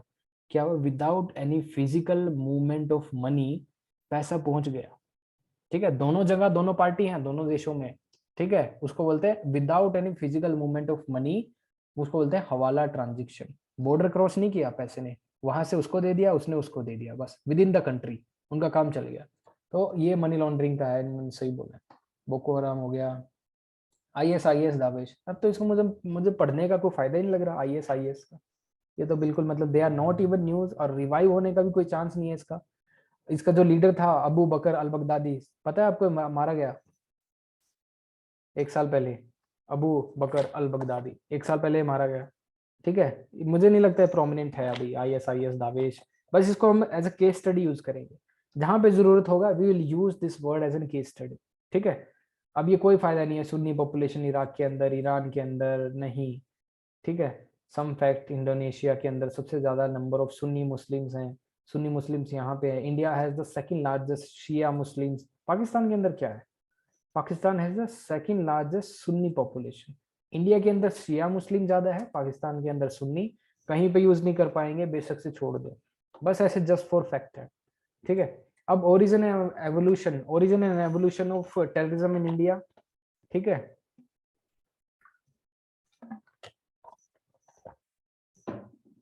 कश्मीर की जो प्रॉब्लम है मुझे बताइए, क्या वो 1947 के बाद से क्या कश्मीर में टेररिज्म था? नहीं था। 1980s में क्या हुआ? इलेक्शन फ्रॉड, कश्मीर के अंदर इलेक्शन फ्रॉड हुआ, वहां की जो लोकल पॉपुलेशन है उसने बोला कि there is an election fraud है, और हम क्या है, हम we do not accept this particular result. उस पर्टिकुलर इवेंट को देखिए, whenever there is a fixture point, any fixture point, ठीक है, और कहीं पे वैक्यूम क्रिएट होता है, वैक्यूम कैसा, लॉ एंड ऑर्डर का, एडमिनिस्ट्रेशन का, गवर्नेंस का, इन चीजों का जहां पे वैक्यूम हो गया, that become a fertile ground, fertile ground for the recruitment of terrorist. ठीक है, जहां पे भी जिस एरिया के अंदर, जो हिंटरलैंड है हमारा, हिंटरलैंड मतलब those area which are not directly administered by the government of India, मतलब ऐसा, मतलब इतने दूर, एडमिनिस्ट्रेशन से बहुत दूर है, मतलब या तो आपके बॉर्डर एरियाज हो गए, far from the main cities, मतलब कहने का मतलब ये, उसको बोलते हैं हिंटरलैंड। ठीक है, सेंट्रल इंडिया की बात कर सकते हैं हम, हिंटरलैंड है, और एक स्टेट में भी जैसे अगर वो नक्सलिज्म से अफेक्टेड है तो कुछ ऐसी सर्टेन पॉकेट्स होती है उसके अंदर, बहुत सारे मतलब अंदर जाके, ठीक है, वो आप बात कर सकते हैं। तो मैंने क्या कहा, तो 1980s के अंदर इलेक्शन फ्रॉड हुआ जम्मू एंड कश्मीर में, पॉपुलर डिमांड जो थी, जो वहाँ की पॉपुलेशन थी, उन्होंने डिस्करेज किया उस पर्टिकुलर आउटकम को, जो रिजल्ट था। ठीक है, रिजेंटमेंट हुआ, क्लैश हुए, लॉ एंड ऑर्डर सिचुएशन हो गई, वैक्यूम क्रिएट हो गया, गवर्नमेंट ऑफ इंडिया ने वहां पे क्या कर दिया, गवर्नर रूल लगा दिया। ठीक है, जो आपका वहां पे गवर्नर रूल लग गया, वैक्यूम हो गया, वैक्यूम बन गया, लोग सुन नहीं रहे सरकार की, और सरकार लोगों की नहीं सुन रही। ठीक है, अब आता है पाकिस्तान का काम। पाकिस्तान टुक द अपॉर्चुनिटी, वहां पे भेजे अपने यहाँ से काफी सोल्जर, मिलिट्री ऑफिसर भेजे, प्रॉक्सी वॉर शुरू कर दिया, लोगों को भड़काया। ठीक है, उस टाइम पे उनको रेडिकलाइज किया, उनका ब्रेन वॉश किया, उनको बोला कि आजादी चाहिए आपको, किस तरह से हम दिलाएंगे, बताया उनको। ठीक है, वहां से उनका एक्सप्लॉइटेशन हुआ। ठीक है, तो यहाँ से शुरू हुआ कश्मीरी इंसर्जेंसी, 1989 के इलेक्टोरल फ्रॉड हुआ, उसके बाद इमरजेंसी इंपोज किया गया, फिर आफ्सपा लगाया। देखिए सीक्वेंस ऑफ इवेंट देखिए, ठीक है, उससे पहले ये सब हो चुके थे, 3 वॉर इंडिया और पाकिस्तान के अंदर, 47, 65, 71। 1989 के अंदर प्रॉक्सी वॉर शुरू हुआ, उसके बाद 47 के अंदर ये जो प्रिंसली स्टेट्स थी, हमने कैसे कैसे अडोप्ट की, मतलब कैसे कैसे इंटीग्रेट की इंडिया के अंदर। 3 ऑप्शन दिए थे, या तो आप इंडिया को ज्वाइन कर लो, या फिर पाकिस्तान को, या फिर इंडिपेंडेंट रहो। काफी जो रियासतें थी वो इंडिया को ज्वाइन कर लिया, कुछ ने पाकिस्तान को, लेकिन 3 ऐसी थी जो रियासतें जिसने किसी को भी ज्वाइन नहीं किया। पहली कौन सी थी, जम्मू एंड कश्मीर, दूसरी जूनागढ़, तीसरी हैदराबाद। हैदराबाद को हमने पुलिस एक्शन से हमने क्या कर लिया, अपने इंडिया में मिला लिया। जूनागढ़ को क्या किया है, वहां पे प्लेबिसाइट कराया। जम्मू एंड कश्मीर में क्या हुआ, कैसे उसको इंटीग्रेट किया, इंस्ट्रूमेंट ऑफ असेशन से। तीनों का अलग अलग चीज है, इंस्ट्रूमेंट ऑफ असेशन से जम्मू एंड कश्मीर, प्लेबिसाइट कहाँ कंडक्ट करवाया, आपका रेफरेंडम कहाँ पे करवाया, जूनागढ़ के अंदर प्लेबिसाइट किया। तो रेफरेंडम और प्लेबिसाइट के अंदर डिफरेंस होता है, लेकिन जूनागढ़ के अंदर हमने प्लेबिसाइट किया, कश्मीर के अंदर हमने इंस्ट्रूमेंट ऑफ असेशन साइन किया। ठीक है, उसके बाद से ही मेजर प्रॉब्लम शुरू होगी। ठीक है, जम्मू एंड कश्मीर। अब मुझे बताइए, जम्मू एंड कश्मीर की बैकग्राउंड नॉलेज इतनी ही चाहिए, इससे ज्यादा अगर आप पढ़ रहे हैं बैकग्राउंड नॉलेज फायदा नहीं है। अभी क्या है जम्मू एंड कश्मीर में, दैट इज इंपॉर्टेंट। अभी जम्मू एंड कश्मीर में क्या है समझिए, target killing, that is a new threat, targeted killings. दूसरा क्या है, यूथ का रेडिकलाइजेशन। यस, यूथ रिक्रूटमेंट और रेडिकलाइजेशन इंपॉर्टेंट। मैं चैलेंजेस बता रहा हूँ आज के टाइम में, क्योंकि जो सिक्योरिटी है वो आपका डायनेमिक कॉन्सेप्ट है। प्रेजेंट चैलेंजेस जितना ज्यादा दिमाग में रखेंगे, जो हो गया उनसे लेसन लिया हमने बस उनसे सीख लिया है कि इससे हम ये कर सकते हैं, बस उसको दिमाग में नहीं रखना। Yes, misguided youth, yes, Shivani is written misguided, yes. और बताओ इसके अंदर चैलेंजेस हैं क्या वहां पे? अभी आपको गवर्नमेंट दिख रही है, डेमोक्रेसी है? डेमोक्रेसी भी नहीं है। नहीं, ओके, दूसरा देखिए वहां पे बोलते हैं बहुत बार प्रेस फ्रीडम इंडेक्स भी नहीं है क्या प्रेस का? लेकिन उनको सबसे ज्यादा मेरे ख्याल से जम्मू एंड कश्मीर को प्रेस को ही मिला था अवार्ड, जो इंडियन प्रेस रिलीज के अंदर जो एक वो इंडेक्स है, क्या नाम था उसका, जम्मू एंड कश्मीर को फर्स्ट दिया उसमें, वहां की प्रेस को। ठीक है, उसके बाद बताइए मुझे यहाँ पे एम्प्लॉयमेंट का हिसाब किताब बताइए। एम्प्लॉयमेंट अपॉर्चुनिटी है, एम्प्लॉयमेंट अपॉर्चुनिटी। मेनली तो टूरिज्म है सर, बाकी अभी ये हाँ, थ्रेड्स होते हैं तो वो भी कम हो जाती है। मेनली टूरिज्म है। और जब वहाँ पे ये रूल लगता है, प्रेसिडेंट रूल जब लगता है, सॉरी गवर्नर रूल, तो टूरिज्म इंडस्ट्री भी एकदम खत्म हो जाती है। वहाँ पे हिल स्टेशन पे आप देखिए, हिमाचल प्रदेश के अंदर आपको क्या लगता है, most of the things tourism पर डिपेंड है। ठीक है, कोविड होने के बाद tourism industries was collapsed, civil aviation industry was collapsed, manufacturing industry was collapsed. ठीक है, सभी इंडस्ट्रीज जो कोलैप्स्ड होंगी। उसके बाद बहुत टाइम लगा इनको रीगेन करने में, बहुत सारे होटल्स बंद हो गए, स्मॉल स्मॉल जो एमएसएमईज थी सब बंद हो गए। ठीक है, इस तरह से देखिए इसको। जेएंडके में और क्या है, अभी देखिए, अभी वहां पे ग्राउंड जो है, grass root level democracy, grass root level democracy, इसको मतलब रिवाइव करने की कोशिश हो रही है। वहां पे पंचायत इलेक्शन कराने की जरूरत है। वहां पे अगर आप देखेंगे, अगर नॉर्मलसी कैसे लाई जा सकती है एक जगह पे, मुझे बताइए। एक जगह पे नॉर्मलसी जब ला जा सकती है, वहां पे लॉ एंड ऑर्डर सिचुएशन एक तो ठीक हो। लॉ एंड ऑर्डर सिचुएशन कैसे पता लगाएंगे आप, वहां पे फैक्ट देखिए, लॉ एंड ऑर्डर सिचुएशन का आप देखिए, टारगेटेड किलिंग तो हो रही है, उससे क्या होगा, वहां पे एक्सोडस शुरू हो चुका है। ठीक है, जो हिंदू जो वहां पे रेफ्यूजीज थे, ठीक है, और जो आपके बिहार और यूपी से जो वहाँ पे काम करने गए थे जो लोग, they started migrating from that particular place. ठीक है, एजुकेशन, अभिषेक ने लिखा यस एजुकेशन, बट मैं जैसे कश्मीर गया था लास्ट ईयर, तो वहाँ पे ठीक है, बट अगर कोई पढ़ा है तो वो बहुत अच्छा पढ़ा है, अगर कोई पढ़ा नहीं है तो वो पढ़ा ही नहीं है, मतलब ऐसा है वहाँ पे। ये वाला कॉन्सेप्ट है, जो पढ़ गया है तो वो बहुत ही इंटेलिजेंट हो जाते हैं, they are very sharp. Otherwise वहां पे जो लिटरेसी रेट देखिए इतना अच्छा नहीं है। ठीक है, they they they have a command on the language, बहुत अच्छी इंग्लिश बोलते हैं वो लोग, क्योंकि टूरिज्म का है ना, सारा खेल ही टूरिज्म का है, और वहां पे इंटरनेशनल टूरिस्ट बहुत ज्यादा आते हैं। ठीक है, okay, Shivani has written work from home culture in Covid said bye Himachal Pradesh chief, yes.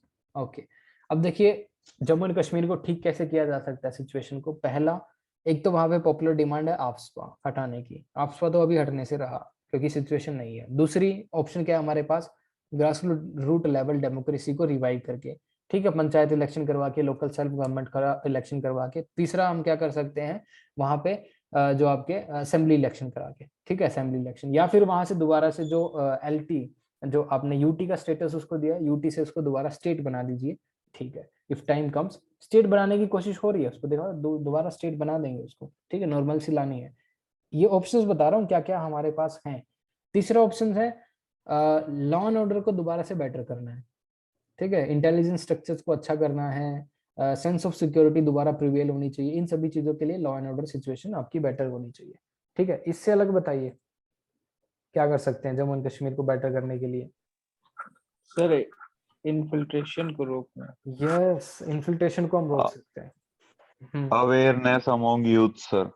Awareness, infiltration border management से होगा, अवेयरनेस अमंग यूथ, ठीक है, तो गवर्नमेंट का प्रोग्राम है, जैसे एक हेल्पलाइन है जम्मू एंड कश्मीर के अंदर, हेल्पलाइन का नाम है, बहुत इंपॉर्टेंट है, जो सारी सिक्योरिटी एजेंसीज को उसको करती है, मुझे नाम याद नहीं आ रहा उसका, हेल्पलाइन का, आई विल डिक्टेट। ठीक है, ऐसे नाम है उसका, चलो मैं बताऊंगा आपको, सारथी है या पता नहीं क्या नाम है। अगर कि कोई भी डिस्ट्रेस कॉल आती है वहां पे, मतलब फेथ जनरेट करना है हमें वहां पे, क्या है, ठीक है, एक फेथ जनरेट करना है वहां की लोकल पॉपुलेशन में कि ये these forces are for your help, आपकी हेल्प के लिए है, ठीक है, आपके अगेंस्ट नहीं है। लेकिन मैंने वहां पे जब गया था तो ईच एंड एवरी, मतलब 100 मीटर पे कोई ना कोई आदमी खड़ा है फोर्स का, हर एक 100 मीटर पे। इवन मतलब ठीक है, आपकी डेली चेकिंग हो तो आपको कैसा लगेगा, गाड़ी में से आप जा रहे हैं डेली, आपकी लगभग कोई चेकिंग ले ही लेता है। हम भी रोके थे, ठीक है, हमारी भी चेकिंग हुई थी गाड़ी में, तो ठीक है, वो मतलब थोड़ा सा सिचुएशन ऐसा हो जाती है कि they do not accept this particular thing, के लॉन्गर पीरियड ऑफ टाइम के लिए आप ये सभी चीजें कर रहे हैं, बट सिक्योरिटी सिचुएशन ही ऐसे है कि करना पड़ेगा। But over the period of time, जैसे नॉर्थ ईस्ट के अंदर हमने आफ्सपा काफी जगह से हटा दिया है, क्यों ना हम थोड़ा सा शुरुआत करें, जो डिस्ट्रिक्ट हैं जम्मू एंड कश्मीर के अंदर जहाँ पे नॉर्मलसी आ गई है वहाँ पे हटा सकते हैं। अब अनंतनाग है वो मतलब इतनी नॉर्मल नहीं हुई है। जो आपकी पूंछ सेक्टर है, जो आपका रजौरी सेक्टर है, यहाँ पे नॉर्मलसी नहीं आई, यहाँ पे ठीक आपका लगेगा, लेकिन पूरी स्टेट, हाँ बारामूला, राइट, यहाँ पे नहीं हटा सकते। लेकिन श्रीनगर और ये जगह यहाँ तो शायद आपका है ही नहीं, तो उसी एरियाज में है जहाँ पे जरूरत है। ठीक है, okay. So where is internal security?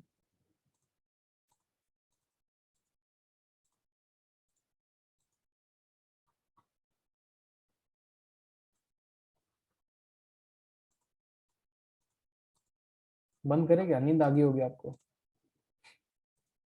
हैं? किस किस को नींद आ रही है? हाँ नितिन। सर मैं ये पूछ रहा था कि जैसे हमारे जितने भी सीएपीएफ में हैं सर, तो जितने आईजी डीआईजी हैं सर, वो तो स्टेट पुलिस से आ जाते हैं सर। सर ये, पर ये सर हम सर शुरू से खट रहे हैं सर, हमारे को इतने एक्सपीरियंस है, पर they are not much as efficient sir CAPF personnel sir.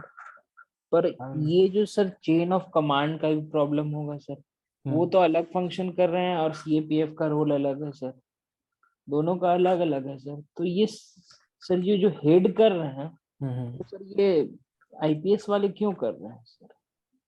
तो सर सेम थिंग हो गया कि सर आर्मी वाले जाके स्टेट में अगर कर सकते हैं, दोनों का तो रोल सर अलग है।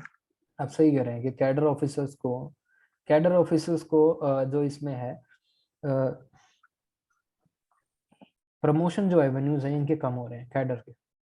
ठीक है, ये इसके लिए सबसे बड़ा डिस्करेजमेंट है। दूसरी बात बता दूं, इसमें जो फोर्सेस में जाता है मतलब बहुत जल्दी छोड़ आते हैं। अगर इनको मतलब कैसे ना कैसे अगर वो सिविल सर्विस की तैयारी कर रहा था और यहाँ जाके कर देता है तो 3 या 4 साल में छोड़ के आ जाता है।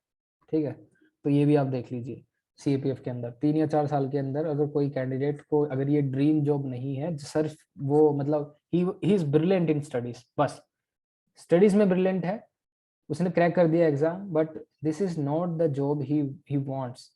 ठीक है, उसने इंस्टाग्राम पे 2-3 रील देखी कि ऐसे ऐसे ऑफिसर्स वहाँ पे शो ऑफ करते हैं।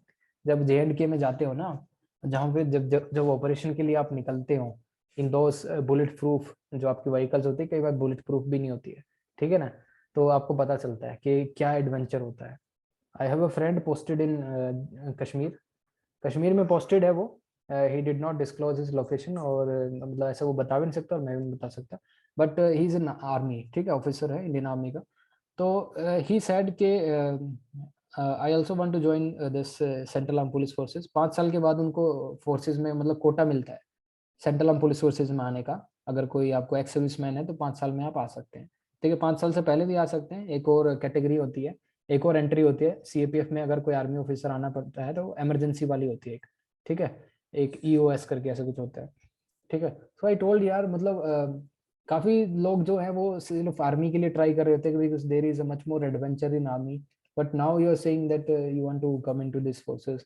उन्होंने बोला कि आप मतलब ऐसे एडवेंचर को क्या देखते हैं कि मतलब एक टाइम आता है over the period of time, if you are young, if you are wild, अगर आपको नहीं पता responsibility, if you are not married, ठीक है, अगर आपको फैमिली वगैरह नहीं पता तो आपको एडवेंचर अच्छा लगता है, but over the period of time responsibility comes on you, तो आपको ये लगता है यार I want a peaceful life, थोड़ा सा मतलब ऐसा आ जाता है। लेकिन वो उन सभी चीजों को नेग्लेक्ट करने के लिए we have para SF.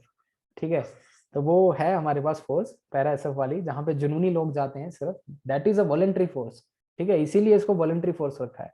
But मैं आपको ये बता रहा हूँ कि ग्राउंड रियलिटी क्या है, सिर्फ पैरा एसएफ में क्यों इतना रिजेक्शन रेट है, क्यों लोग मतलब वैली में जो पोस्टेड है, मतलब जो आप देखेंगे वॉलंटरी है, ये सभी चीजें वॉलंटरी है, वहां पे वही लोग जाता है, दैट इज मतलब मोर ऑफ ए जो आपका क्या बोलते हैं उसको, मोटिवेटेड है। ठीक है, यहाँ पे ये जो काम कर रहे हैं आप, ये सिर्फ जिनको मोटिवेशन है वही कर पाता है, जिनको मोटिवेशन नहीं है लॉन्गर पीरियड ऑफ टाइम के लिए काम नहीं कर पाओगे आप कर लोगे 3 साल के लिए, मैक्सिमम 4 साल के लिए कर लिया, बट फिर आप मतलब कोई ना कोई ऐसा कैंडिडेट चला जाए फुद्दू बन के रहे वहां पे, ठीक है, उसको डेस्क जॉब मिल जाएगी हेडक्वार्टर में, वो चला जाएगा, वो ढूंढता फिरेगा, जैक लगवाएगा, I need a headquarter, I need a peace posting, ये फलाना दिन काड़ा। बट कुछ एक आपको मिलेंगे करेजियस, मोटिवेटेड, उन्हीं की आप बात सुनते हैं फिर न्यूज़ में, ठीक है, कि this is the particular officer he carried out this of successful operation. तो यही है, उनको ही मेडल मिलते हैं, उनको ही मतलब बहुत सारी चीज़ें हैं, वीर चक्र और ये सब चीज़ें तो उनको ही मिलते हैं।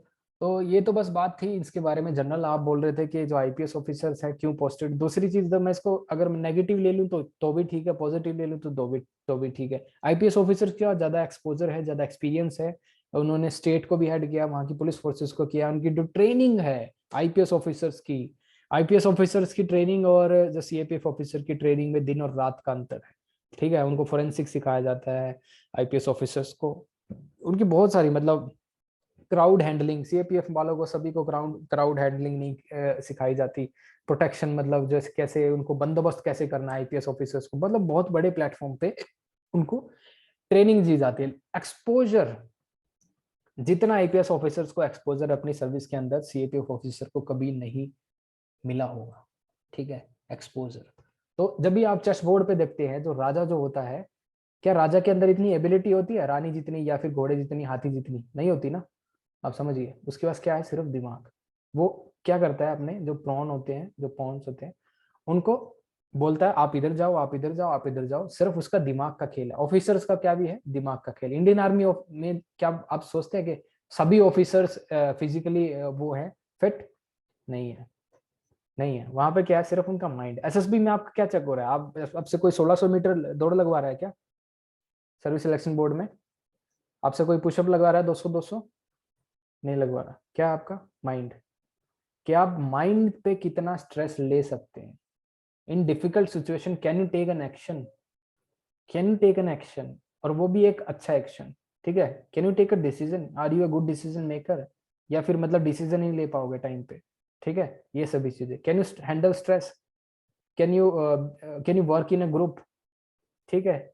Are you a lively person, lively person चाहिए फौज में, ठीक है। इतने बम पता नहीं क्या क्या गिरता रहता है वहां पे, बहुत सारी चीजें, हमेशा टेंसफुल सिचुएशन रहती है। क्या उस टेंसफुल सिचुएशन में कैन यू चीयर अप, ठीक है, can you cheer up, this kind of things they will check in the accessory, ठीक है। ये नहीं बाद में पता लगे ये तो मतलब he can not handle, he can not withstand the stress, ठीक है। ये सभी चीजें बड़े बात है। तो मैं ये कह रहा हूँ कि आईपीएस ऑफिसर जो हैं, they have the expertise, they have the experience, they have seen those particular things, ठीक है। बहुत सारी चीजें उन्होंने देखी अपनी लाइफ टाइम में, and they can give that particular exposure and experience to that particular force. Central arm police forces में जाके दे सकते हैं, बट उस फोर्स के बारे में सबसे ज्यादा किसको पता है? वहां के जो कार्डर ऑफिसर्स होते हैं उनको सबसे ज्यादा पता है। आई अग्री विद यू, सबसे ज्यादा उनको पता है, ठीक है। उनसे ज्यादा कुछ नहीं पता है, एक एक चीज का पता है उनके उन फोर्स के अंदर, कौन से ऑफिसर्स कैपेबल है, किन सभी चीजों को मतलब उनकी जरूरत है, क्या उनकी जरूरत है, कैसे पूरी हो सकती, ठीक है। बट आईपीएस ऑफिसर्स भी आपको पता होगा बहुत सारे ऑफिसर्स अच्छे होते हैं, जल्दी ग्रास्प कर लेते हैं सिचुएशन को, ठीक है। तो ये है कि आप बोल सकते हैं कि थोड़ा सा कि उनको सिर्फ डीआईजी रैंक तक रेस्ट्रिक्ट ना करके इससे ऊपर रैंक तक भी उनको जाना चाहिए। जो कार्डर ऑफिसर्स हैं डीजी तक भी बनने के इनके रास्ते खोल देने चाहिए, ऐसा कुछ करना चाहिए, ठीक है। अगर करना ही तो आईपीएस के लिए एटलीस्ट मैक्सिमम आप कर दे कि 10%, 15%, 20% ऐसे कुछ पोस्ट करे, थोड़ा कम कर दे, बट ठीक है। उनका एक्सपोजर, उनका एक्सपीरियंस भी हमें चाहिए, ठीक है। और कोई क्वेश्चन? अदरवाइज वाइंड अप करेंगे, 2 घंटे मतलब खिंच गया सेशन, कुछ खासा कंप्लीट भी नहीं हुआ है। सो गए हो गया? नहीं सर। लगभग आ ही गई होगी नींद। ठीक है, 11 बज गए हैं, मैं वाइंड अप करता हूँ। कोई क्वेश्चन है तो पूछो, अदरवाइज वाइंड अप करते हैं, कल करेंगे। अगले 3 चैप्टर पढ़ लेना, और अगले 3 चैप्टर पढ़ लेना। अगले देखो कौन कौन से सर?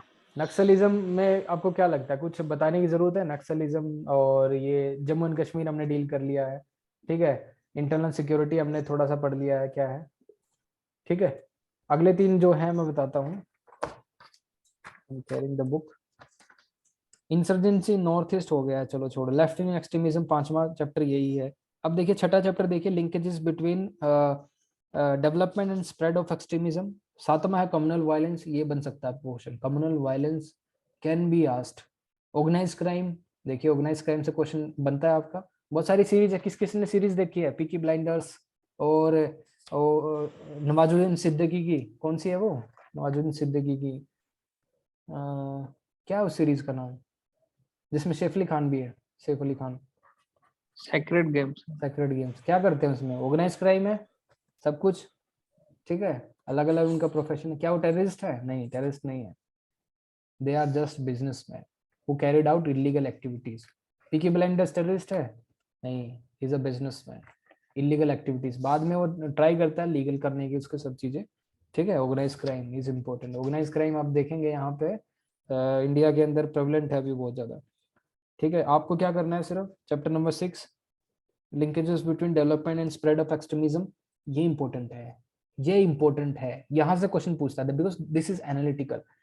डेवलपमेंट और स्प्रेड ऑफ एक्सट्रीमिज्म के बीच में क्या रिलेशनशिप है? एक क्वेश्चन आपसे, एक बहुत फेमस स्टेटमेंट है कि under development is the product of development, ठीक है। Under development is the product of development, ठीक है। इसको डिस्कस करेंगे कल। दूसरा आपका कम्युनल वायलेंस पढ़ना है, और 8वां चैप्टर है आपका ऑर्गेनाइज क्राइम, और 9वां है साइबर सिक्योरिटी, ये पढ़ लीजिएगा। बॉर्डर मैनेजमेंट कल पढ़ेंगे और परसों पढ़ेंगे। Border management, disaster management, security forces and there mandate, ये 3 दिन में हमारा अच्छा खासा हो जाएगा और इसको हम पढ़ेंगे। ये बस बेसिक के लिए रखो इसको, हम इस पर्टिकुलर चीज को एंजॉय कर रहे हैं बस। 3 दिन में इतना ही पढ़ सकते हैं। Classes would be more with time, ठीक है। जहां पे जरूरत होगी we will conduct an session, we will conduct a doubt session on popular demand also. ऐसा नहीं है कि 3 दिन में कर दिया खत्म हो गया, नहीं, ऐसा नहीं होने वाला। With over period of time चीजें डेवलप होंगी। करंट अफेयर से आपने देख लिया कि क्वेश्चन बनते हैं, सिर्फ करंट अफेयर से बनते हैं, इस बुक से कुछ नहीं आया है। But we need someone to discuss, something to discuss, कुछ ना कुछ चाहिए हमें डिस्कस करने के लिए, ये वो चीज है, ठीक है। ओके, सो वाइंड अप करें। Good night everyone. Good night sir. Good thank you night. Sir, bye Sir, sir. sir, yes yes. sir, tomorrow, what are chapters, sir? Organized crime, linkage between development and spread of extremism, and Yes, Grish, you are there, so I forgot to speak in English, but can you manage with Hindi sometimes? okay, sir, I will manage, sir. Okay, do you understand? Okay, okay. Yeah, I understand. Sir, Okay. tomorrow's Yeah. which chapters, sir? Tomorrow, one chapter would be communal violence, chapter 7. Another chapter would be organized Okay, crime, chapter 8. Chapter 9, cyber security. Chapter 6, linkage between development and spread of extremism. Look for the broader framework. Look for the analytical things. ठीक है, क्या क्या चीजें government ने, कुछ incident हुआ, look in this way, there would be some cause and there after the effect. Cause and effect relationship आपको establish करनी है। There was some cause, Naxalism, ठीक है, नक्सलिज्म के पीछे क्या कॉज था, thereafter what would be the effect, and government of India had took what kind of actions, ठीक है, to suppress the Naxalism. In this way we will analyze all the problems. Okay, so okay, we will call it a day. Good night everybody.